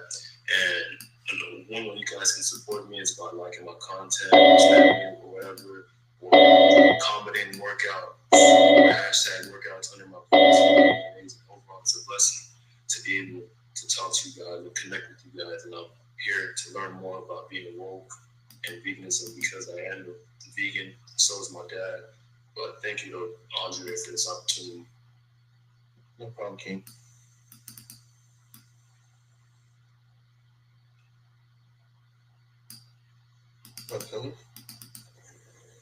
Peace to the family. I don't know, I feel like my comment may be a little bit outdated. I was running a response to DJ Uni because she was speaking about the 9. Like she was dealing with the number 9 and the power of the number 9. And it made me come to the concept of the 9 chakras. I'm pretty sure you're familiar with the chakra system. And they mainly teach us about the 7. We have a lot of yogi gurus and mystics who speak on the 9, but they never really talk about the 9. They stop at 7 and definitely speak about the Negroid race. We for sure have 9 being the one at the belly button that we don't consider and one at the nose. 2 energetic energy centers in the belly button. Of course, we have a Bandha, Uddiyana Bandha there as well. And then the nose, which will make sense that that's a chakra because that's where we breathe. And we should be breathing in and out through the nose. That's also an energy center. So it just made me come to the concept of 9. I wanted to speak a little bit on the 9 mind, or 9 knowledge, right? Which makes up all rules, all activities of the mind, right? The properly educated mind, the well-rounded mind, the mind full of knowledge, self and kind, and other races, right? 9 mind knows the origin of the omniverse, all the universes. Right, the etheric part of the mind, the elemental part of the mind operating at 180 degrees. Each of it has knowledge about time, origin of stars, the suns, planets, satellites, origin of the oceans, mountains, vegetation, origin of races, cultures, religions, death, incarnation, codes, and cycles of absolute natural nature. Basically where we all come from in our DNA. So just wanted to touch base on the 9 and also give respect to all the moderators. I've been in here for probably about 45 minutes or so. Nice room. And I just really wanted to speak on the 9, but the sister left. So she's here. Okay, she's here. No, she's still here. Okay, I thought she left. I didn't see her in the front. So when she was speaking to the 9, is knowing the importance of that. That's the absolute number. That's the final digit. Right? That's the last digit. And it's a very deep number, important number. And really want to speak on those 9 chakras because we don't talk about that. We stop at 7. I think it's very important for us to understand our body, to understand what the chakra centers are. We don't want to miss out on those 2. Again, that 1 being at the belly button that we skip, and the 1 at the nose. And those are the 2 missing chakras that's not necessarily popularized, talked about much, but they are there. And then we can focus on those 2 energy centers as well. We can enhance our meditations, our Kundalini meditations, and just our whole inside internal beings by focusing on those areas. So that's all I really want to talk about. Do you know their names? The belly button, we call it the belly button area. It's not necessarily a name. You got to realize that we deal with sacral root chakras. These are all they're just labels, right? But they also they're labeling the areas. Sanskrit names. So I was wondering because you're a yogi. That's why. Yeah. No. So when you deal with the Sanskrit name, we basically deal with Miss Bhatia. Right? Trying to speak too much of the Sanskrit that's not in the native tongue. Right? So we're dealing with the Miss Bhatia with the belly button area and the nose. So those are basically the energy centers. It's more on the popularized side of things when you're dealing with the name and the colors. Those are even newer things, just happening in the last couple generations. Right? It's not actually a color by the chakras. It's different mystics who, in their meditation, visualize colors that can help us coordinate, just to give us a visualization of that energy center when we're meditating to help enhance that. So, right, when we deal with it, just call it the belly button and the nose, not giving it that Sanskrit name, I guess you could even look up what the belly button is called in Sanskrit. But again, I try not to vibrate on those tones too much. I really not try to be even insensitive and speaking that tone. Those tones is not our frequencies per se. So that would be my response to that. To not even necessarily too much focusing on colors and names, and more so areas and energetic areas that you can hone in on to really deal with the frequencies. We know the chakras are physical things, like they're energetic centers in the body. And when you on belly button, you can also even deal with Uddiyana Bandha, would be the Sanskrit name of that area. You're talking about an energy seal, be locked there at the belly button area. And so that may help you on that path. When you're looking at Uddiyana Bandha, you can focus more on that energy center and what you're doing. When you draw the belly button in and up, it helps you seal off and keeps the succumb in your body, prana in your body, prana in your body.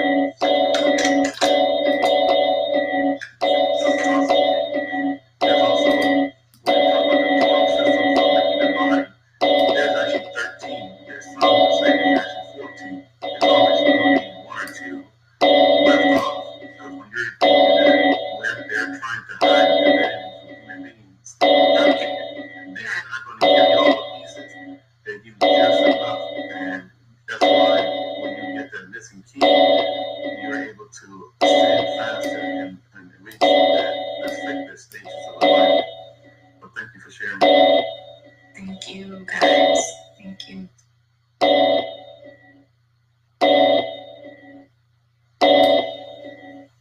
Who wants to go next?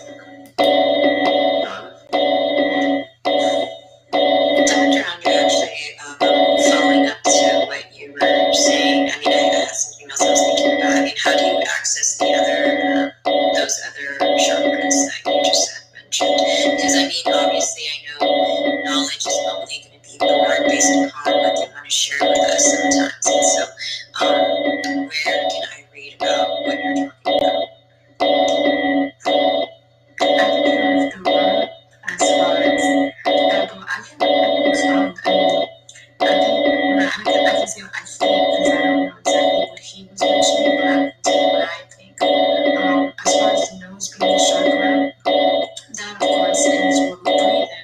They say, because we use our nose to breathe, right? In our nose, out our mouth. So that is where we harness breath, right? We harness it by breathing it in, and then we bring it out through the mouth. So when I say harness, it's not harness that way, but that's how we're able to take it in. We take it in, and we actually harness it within the, what do you call it? It's at the tip of my tongue. 1 minute. Diaphragm.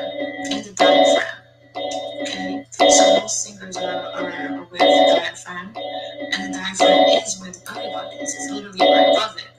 Okay? So that would be the belly button chakra. It's right where the diaphragm is.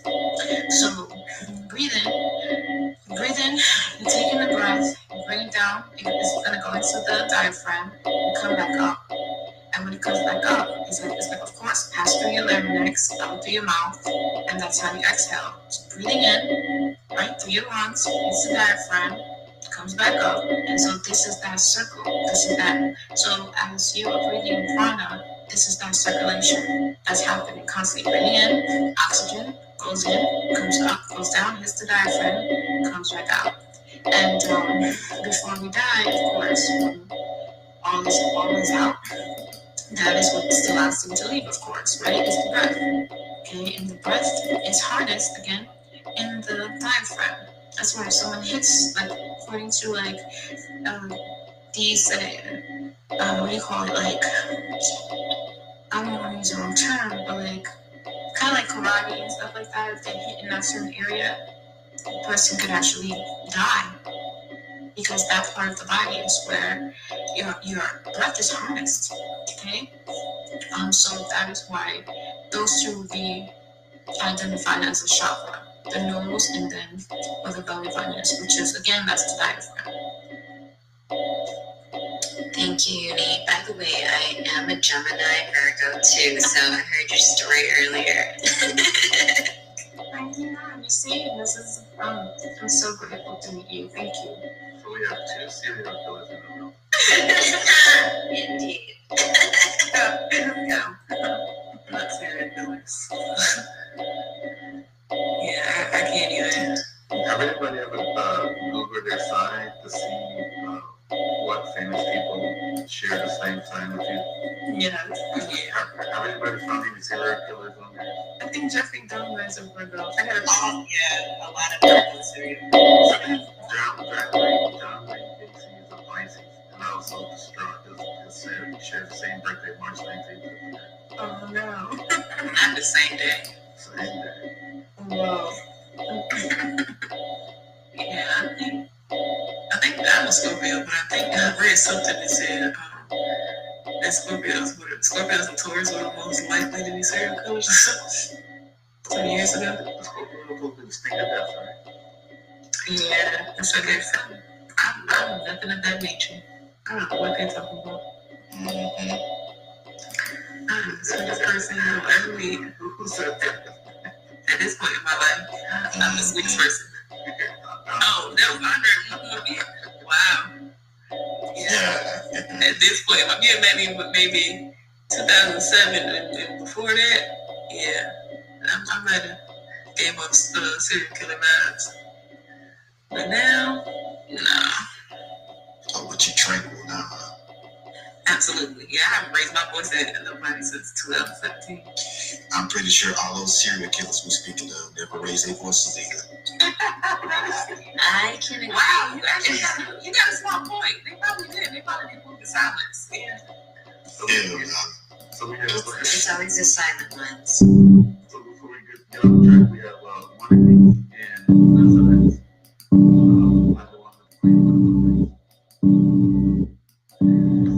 was gonna talk before, but we kind of like drifted to something else.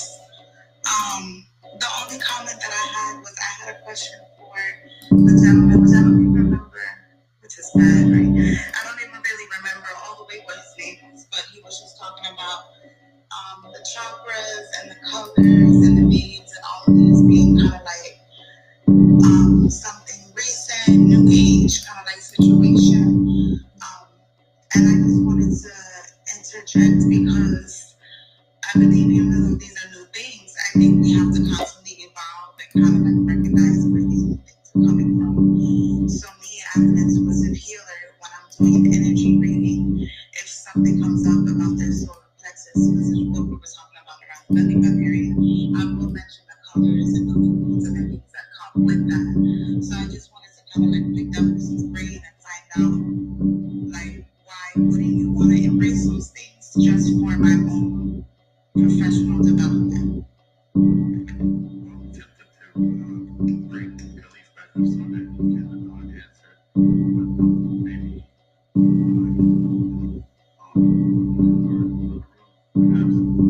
He's here. Let me see if I can. Yeah, you said you're okay. Stop.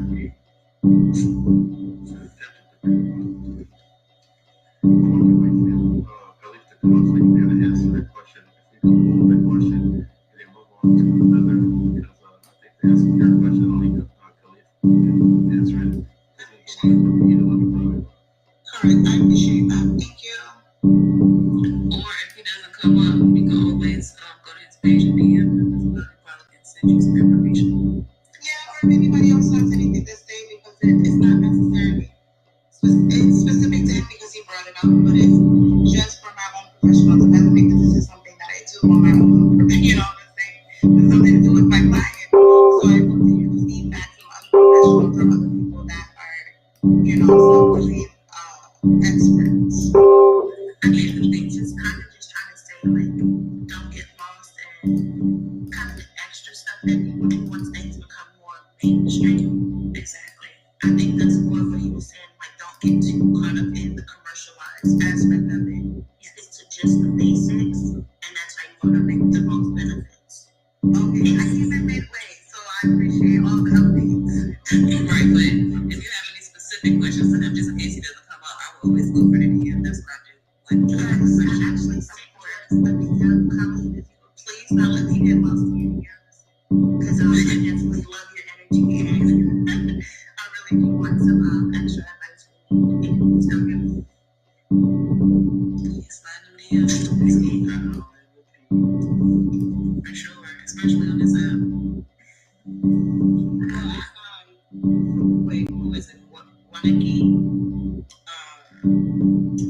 I'm also an intuitive reader, and I deal with clients who I started doing breath work with them because I'm getting a certification that requires a lot of it just for going within.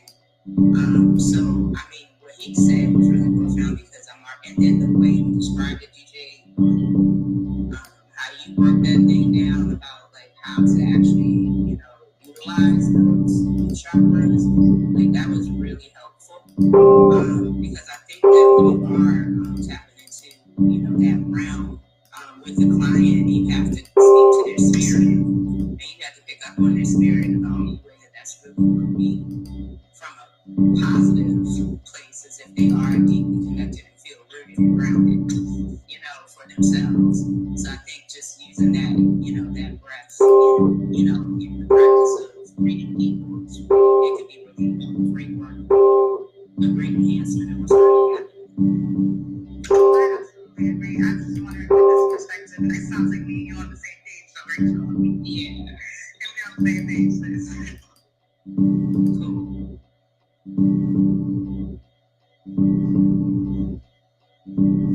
What's next? Hi, thank you so much for creating this space. So my question is back to the diaphragm breathing because I feel like, at least as a millennial, a lot of us don't breathe through our diaphragm, and like whether it be due to smoking or like other issues or being a student, like most of us, like the general population has like a weak diaphragm, and I feel like there aren't enough conversations about like how much that impacts your day-to-day like wellness. And so do we all have like any tips or resources on how to like start to improve your breathing through the diaphragm or improving that muscle? Because I feel like, at least for me personally, there's no point in me trying to like be centered in other aspects of my life, and ultimately the way that I'm breathing is like off. So I would just appreciate any insight to that. Thank you again for the space.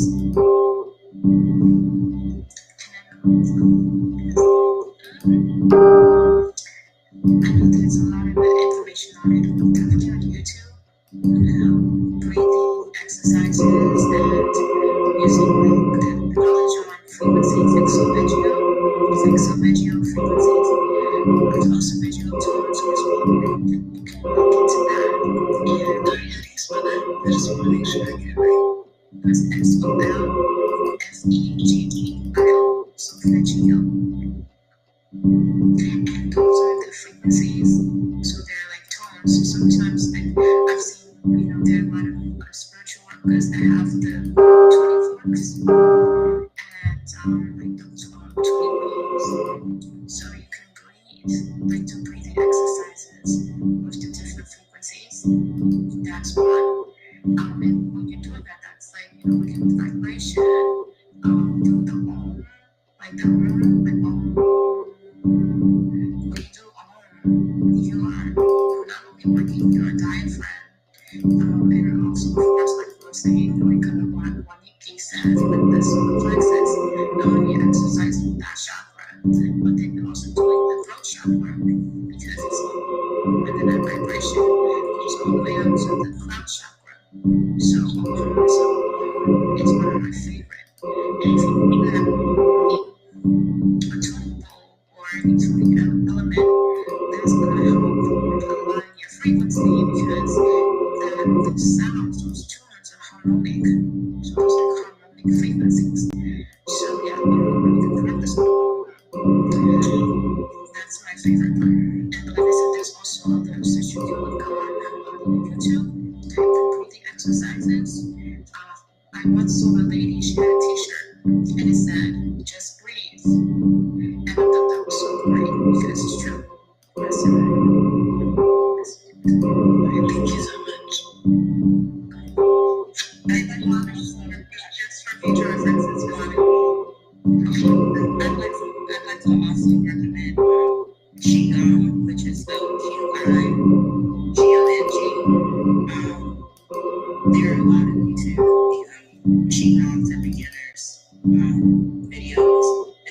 a body movement. It's the basis of Tai Chi and Kung Fu and things like that. But it helps you to harness your energy all through your body. But the main foundation is your dantian, which is that whole diaphragm area. So it would be, I think it would be very helpful for any age to practice Qigong. Yeah, no, thank you for that. I feel like, especially when you do sometimes go down like different rabbit holes and like trying to discern what is actually productive. So make sure that I just want to say, I just did a breathwork certification as well, and a lot of diaphragmatic breathing is deep breath breathing. People take a deep breath and breathe in their intercostal, intercostal muscles, which are up in your chest, and so if you take a deep breath, you're not breathing into your stomach, which is where you're mainly supposed to be breathing. And so most people are breathing backwards instead of doing a deep diaphragmatic breathing, which will help you to balance your parasympathetic nervous system, which then helps you to be in a more improved, to improve your sleep, to improve your digestion, to improve stress and anxiety. So one thing you can diagnose help also with just breathwork training and get you involved in that. that's awesome. And this is even more important now, since we've, as a collective, we've allowed the manifestation of this concept of I can't breathe to manifest into manifestation as clarity and as opportunities. And so I think that as people with a conscious mind should be, if you understand how breath is, you can see how powerful it is, how powerful it is to start that breath. Yes, definitely with that, the breathwork training I did, they showed us just how doing different breathwork, just in the morning, the afternoon, at night, definitely help you to improve your overall nervous system in general. And a lot of people don't even talk about that, or even just when people go to yoga classes, they'll tell you to do a deep breath, but they don't tell you how to do that, or exactly what you know what you need anymore. But I was talking about the Banda, which is holding the breath, which helps you with retention and helps you to get more CO2 in your lungs, which will just help you to balance out your state of just your nervous system in general. So anyone who wants to do that, an expert, I can definitely help you with that. That's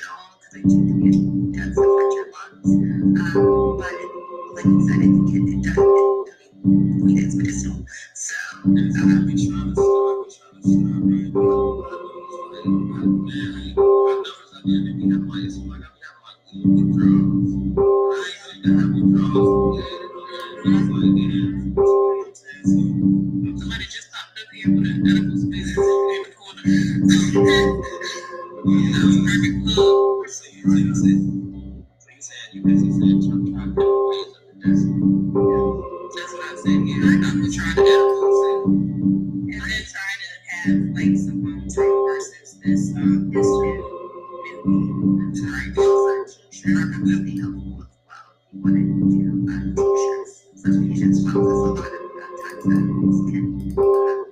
hard to decipher how it's going to affect you or if it will affect you. And teachers use time to time to be more effective sometimes. Thank you.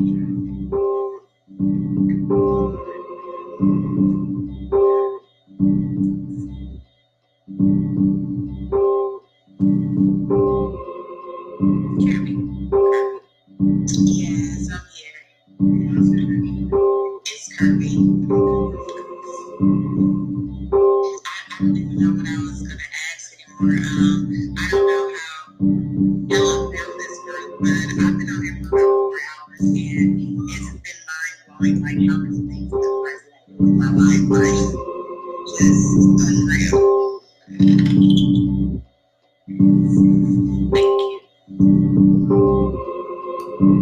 Was it?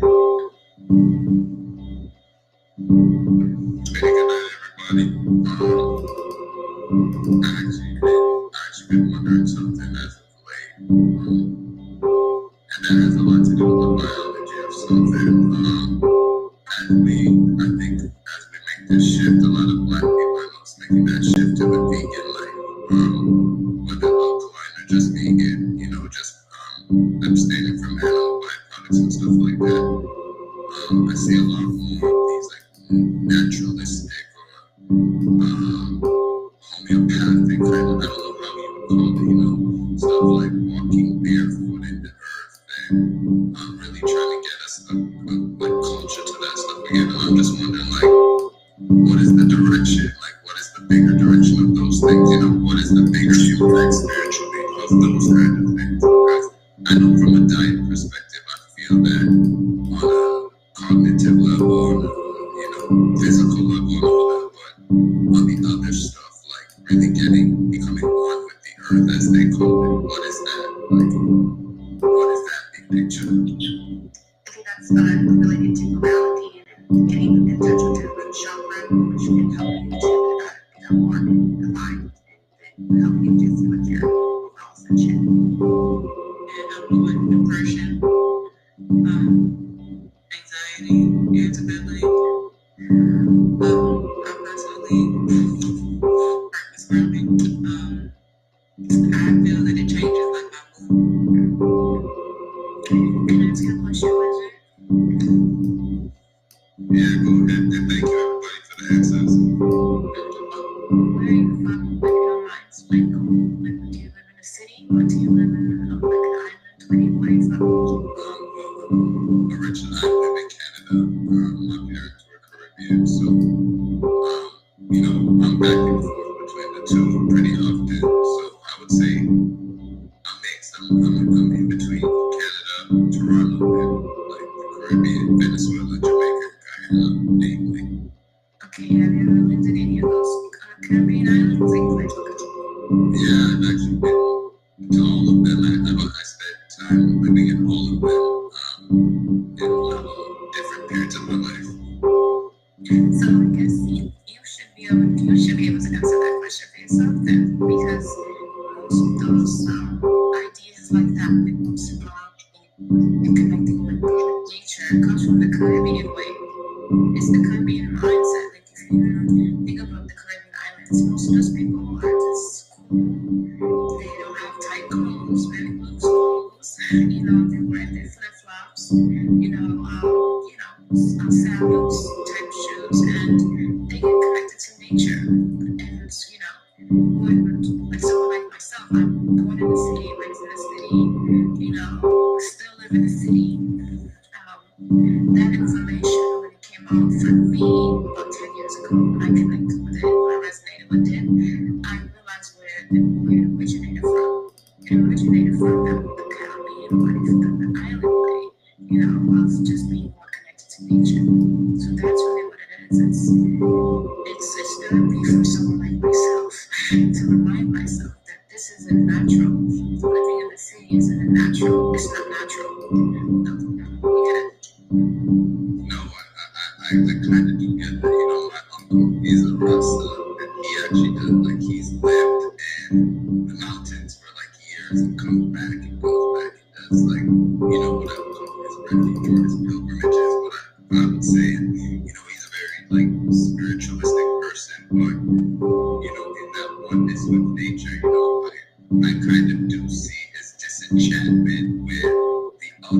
that's another aspect of life. So, you know, I'm just trying to make sure I stay balanced and observing that naturalistic entity. I just want to make sure that I'm understanding what the vision is, what the image is, what the perception and the concepts that come with it are, so that I can continue to remain balanced. And just like anything else, you know, a lot of times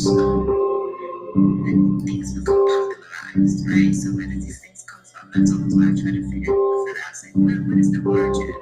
And like I said 2 years ago, when someone was telling me about grounding, you know, it's not like, and I look at it like, wait a minute, people from the Caribbean, that's what they do. They live like they're happy people, you know, naturally, you know.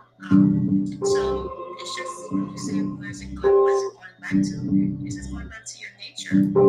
It's literally, it's ours. It's nothing new to us. When I watch like all these high level people speaking about it, these are people who work in Silicon Valley. They work in other city areas. Sometimes you have to be reminded, hey, ground yourself, you know, go somewhere, go relax, go get some sun, you know, go come on with nature. Yes, this is that type of vibe. I think it's also a lot holistic. There's a lot of Chinese will also do a lot of grounding, and I would say a lot of them hiking, just barefoot. I think that's also related to Qi and the prana and the breath, and just your whole life force. So I think that's all just relates more to like Eastern and holistic medicine, which a lot of Western medicine tries to shy us away from.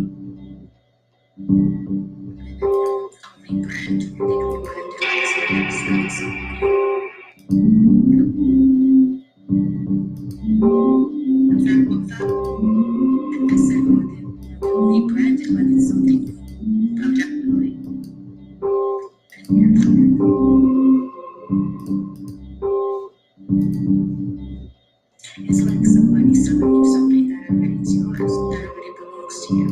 Something that, when the whole grounding concept came about, I was watching it on YouTube channel, popular YouTube channel, of these like those black coaches, like very popular, European, you know, I knew that it was something being resold to me, something that I already knew much about. That's a whole vibe. The bulk of our culture is rebranded and resold to us. So that's a whole vibe that you're talking about. Exactly. Does that answer your question, was it?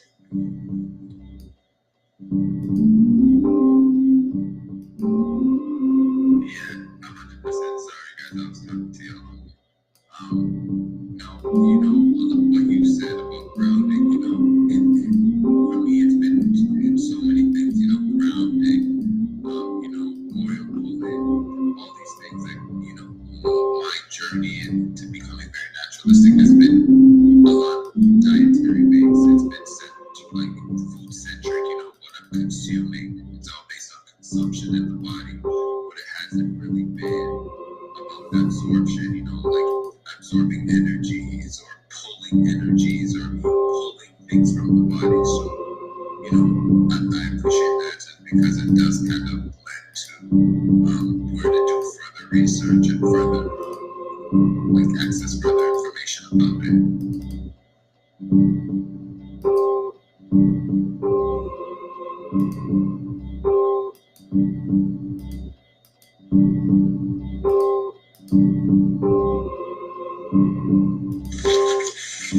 As far as absorption and consumption, that's interesting because as you were speaking, I thought about it like if you're constantly taking in, it makes sense to why they say letting go is important, right? Like letting go tends to be a challenge for many. So releasing, purging, you know, that would be the opposite, you know. Ridding the body of toxins, ridding the body of all the life of toxic people, things of that nature. Those are also the lessons that most of us have to learn in our life, and we do over time. You know, what do you think of all that? No, you're absolutely right. A part of being vegan is really understanding your body, like, dispelling things from your body. I know if we have any herbalists in the room, they will speak to you with regards to that, bitter herbs help to open the intestines to release waste, things like that. I definitely understand that when you're putting a lot into your body, you also have to do something to expel things from your body. Why? Because like anything we absorb, there's definitely going to be bad byproducts that are a result of that absorption. We don't all break down things the same. It's like information. You may hear a good story, and 5 people may take good information, and one person may break down that information the wrong way and make the worst story out of it. Our bodies are the same way. We may eat the best food, but we may take in too much sugar that's not beneficial to one body, and that body has a negative effect. So, like when I talk to people about the alkaline life, I definitely speak to them about that herbalist portion of it. It's not just about fruits and vegetables, it's actually about incorporating herbs that cleanse your body, expel things from your body that actually put you back at your normal functioning level. You need to incorporate nerve lines as well as diuretics. You have to let stuff, fix your nervous system while letting things out. Things like that are all very important to the body. So I can imagine, from an energy perspective, releasing energies as well is just as important. When you're making that transition, like, what tools did you use to track your body? Like, did you take notes? Because I feel like when you're starting that transition, it can be very, very overwhelming. I know as a first generation, my parents are Ethiopian, and the diet back there is great, so natural this year. It really doesn't thrive, and they really don't look at their nutrition or look at what they're putting in their bodies. So how did you begin to make that transition and keep track of it to the point where you're building money? Well, a lot of people, I tell them you cannot go vegan or even alkaline. Cold turkey is the worst thing to do. My journey's almost been like an 8-year journey because it really started in segments. So, I call a segment I call red meat segment. That was when I just gave up red meats. Then there was the chicken and fish segment when I was only eating chicken and fish. Then there was the fish segment when I was only fish. Then I gave up fish and just the fruits and vegetables. While I was doing each one of these stages, I was making sure to document stuff.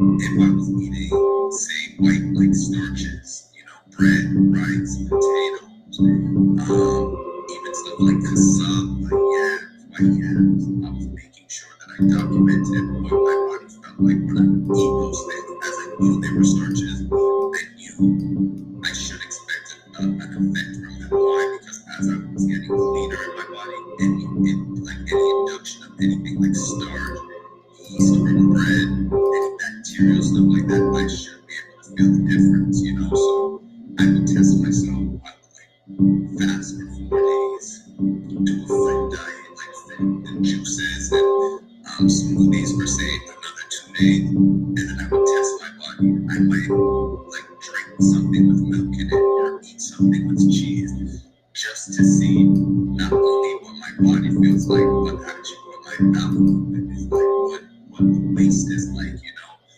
everything it matters, the color, the textures, the smells, even my breath in the morning. I used to document, okay, what does my breath smell like when I eat certain things versus when I don't,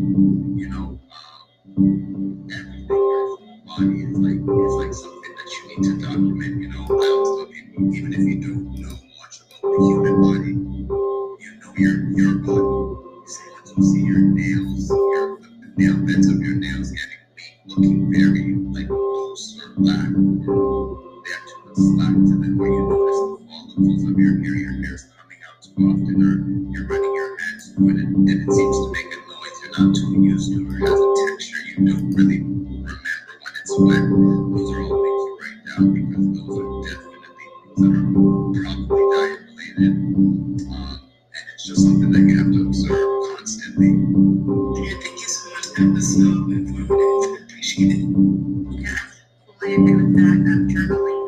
that's a journal, but also just like your emotions that go along with that, because you can definitely have ups and downs with transitioning and it's back and forth. So just journaling both your aging of food and your emotions.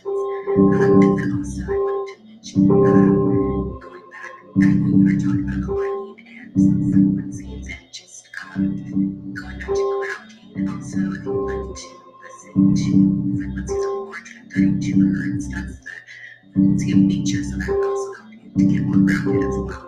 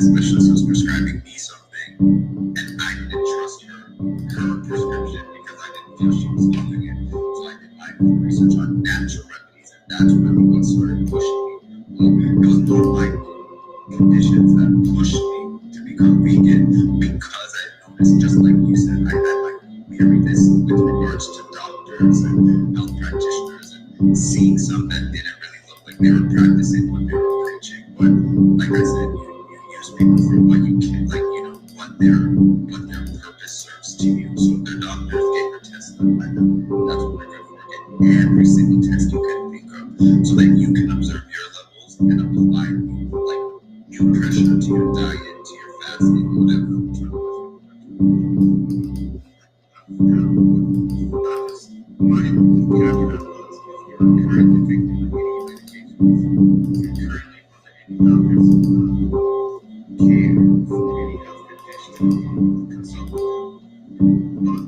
Just like as I was saying, if you're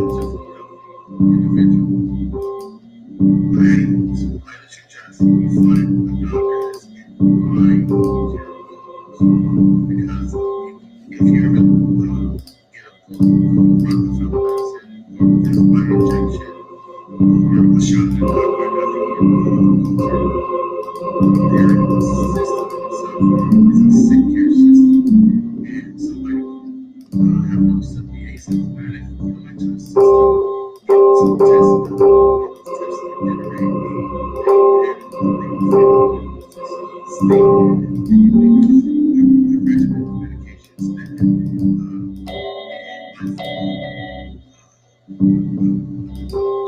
I'm trying to find out if everybody know what I'm saying, then this fifth year, might put me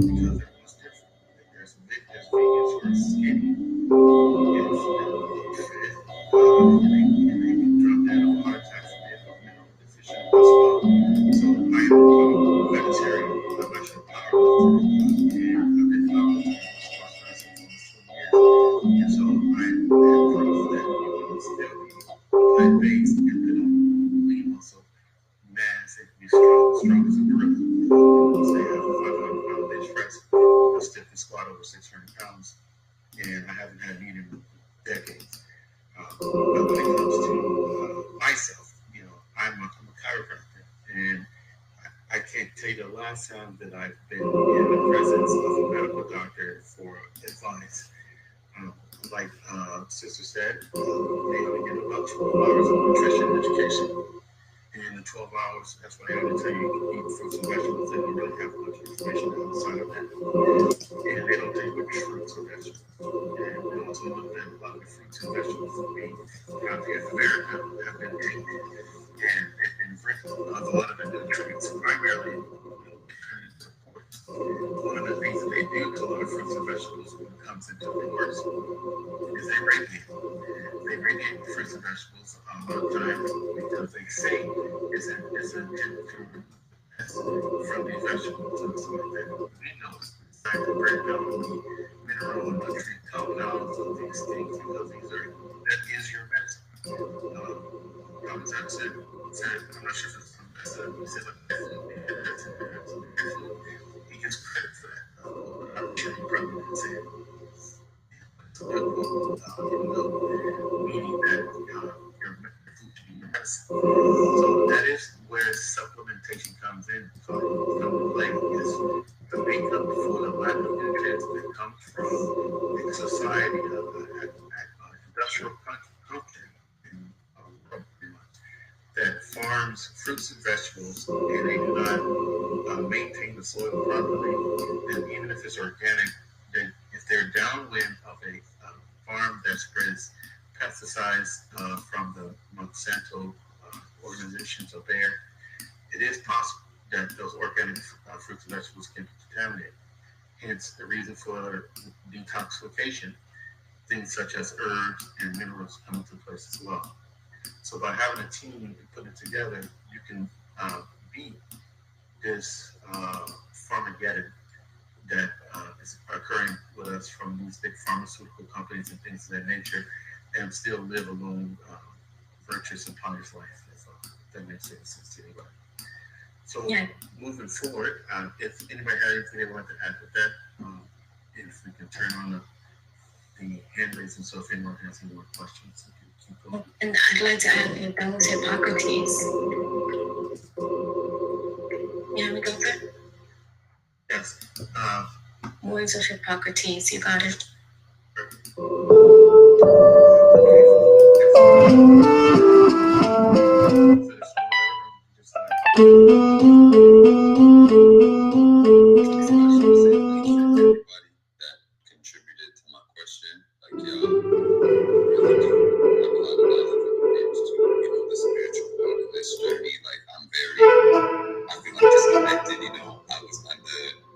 I'm under a heavy Christian background, and I'm like coming out of so much of the Christianity portion of it, although I would still say Christian, I'm trying to tap more into like what I would call your Afrocentric spirituality, being grounded, rooted in your Black identity, and how that contributes to your whole being. So I want to thank you guys all again, Dr. Andre, DJ Uni, Miss Red, all of you guys. Thank you so much, Michaela. All of you guys, girl.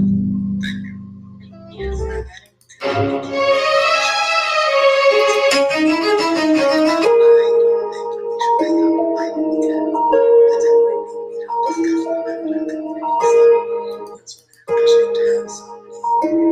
Perspectives that really add to the conversation. So thank you.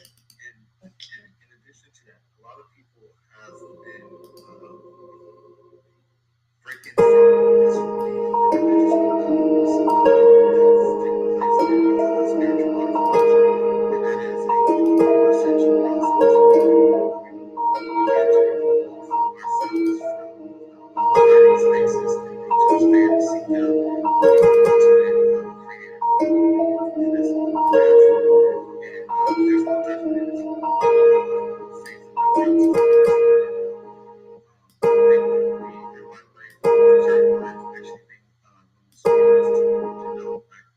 Racial groups, it actually represents people who are civilly dead, who are no longer alive, and they're without rights.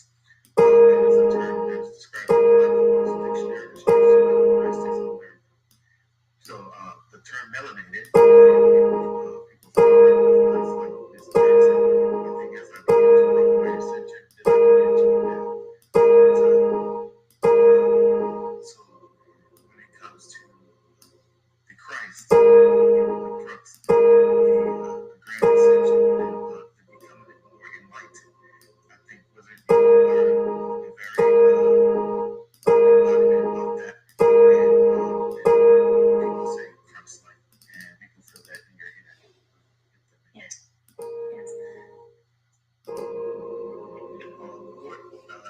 Brother Nobody, you got your question answered.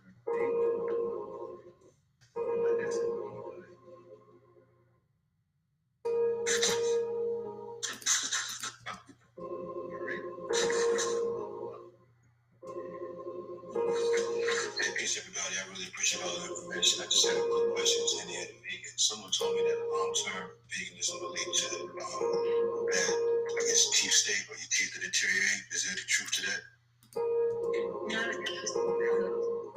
There's no, I mean, the animals that are vegan in the wild would all have no teeth. Some of the strongest animals that are vegan or vegetarian tend to have the strongest bone structure, and usually the bones that we continue to find, even hundreds of thousands of years after they're deceased. A lot of people do develop mineral deficiencies from what's called calcium deficiency, and also calcium chloride that comes from not having proper supplementation.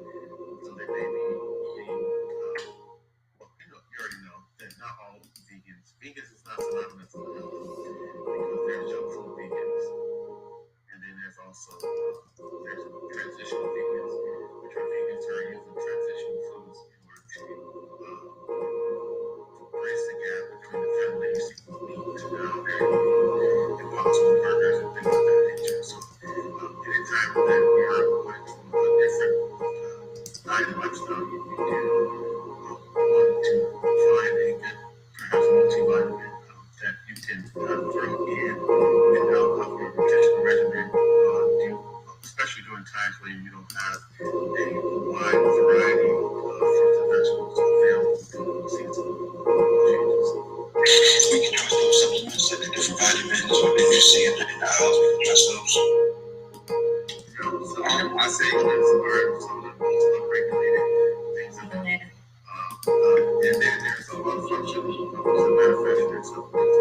So what there's actual herbalists who actually create their own compounds and supplements. And there's some other brands that are reputable too that you can find in places like Whole Foods and like that.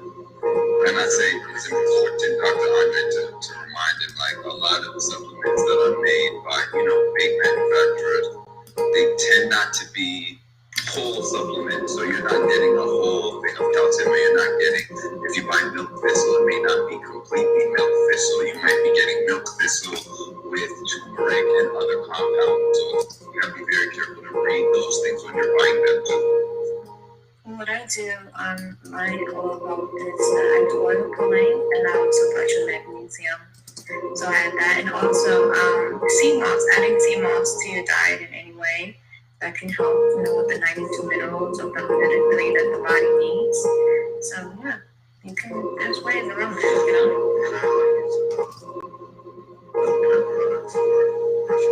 Exactly.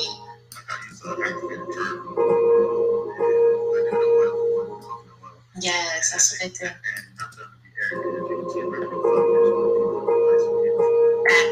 Facts. Yeah, coconut oil is amazing for whitening teeth naturally by itself is a tooth whitener, naturally. And then if you want to give it a boost, for myself, I add a little magnesium to a little bit of baking soda, aluminum-free baking soda, and a little bit of peroxide, because I love using peroxide. I make my own toothpaste, and I'm good to go. But the oil pulling is very essential. I remember, so I have two experiences. One with the magnesium, one was the coconut oil. So I had experienced some sore gums, and I don't know, maybe I ate something, like maybe a chip or something that maybe cut my gum or something, and I pulled with coconut oil. The next day, my gum was healed. It heals the gum extremely fast. And then the story with the magnesium, similar thing. I was having a toothache, and I knew it was probably a cavity coming on. So I started brushing with the magnesium. I started making my paste, making it more, magnesium rich. And within the next day, same thing. The pain from my tooth, I didn't even have it anymore. Yeah, just adding to that, I love oil pulling. There's actually research for coconut oil pulling that it's not only beneficial to your gums, but it also you get strep throat, the streptococcus bacteria that's your joints, it completely reduces it by 80%. There are some studies that they did with senior citizens where they did coconut oil within 3 days, the bacteria was really reduced. So if you have any issues with your joints, it's been possible. You can actually make your own toothpaste and things of that nature, like the fresh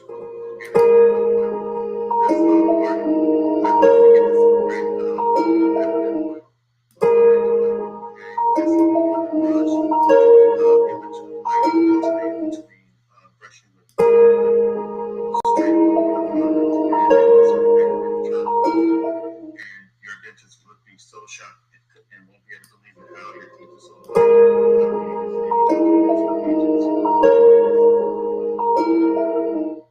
Thank you, I really appreciate that information.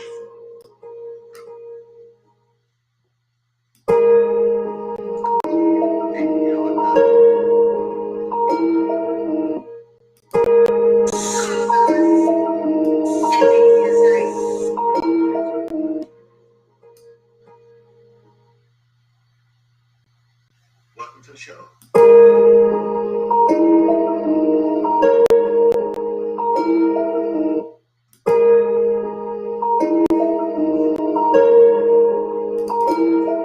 So anybody else have any other questions? If not, we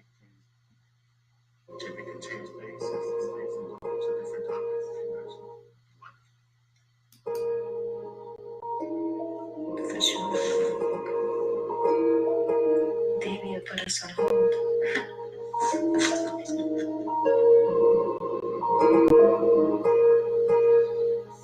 Okay, rise and shine, rise and grind, bliss, guys and guys, peace. I want y'all to be talking to me while I'm on the ground and stuff.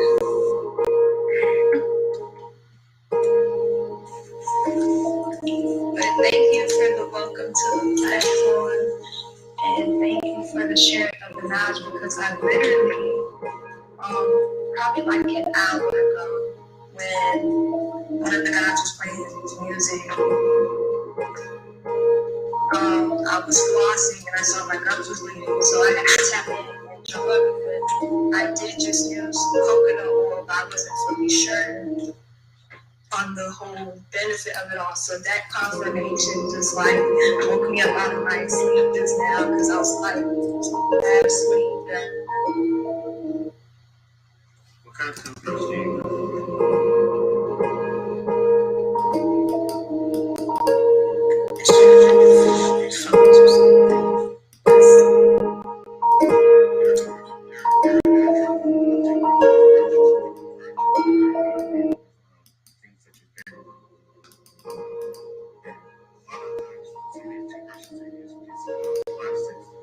People realize that when you insert these toothbrushes into your mouth, and then you have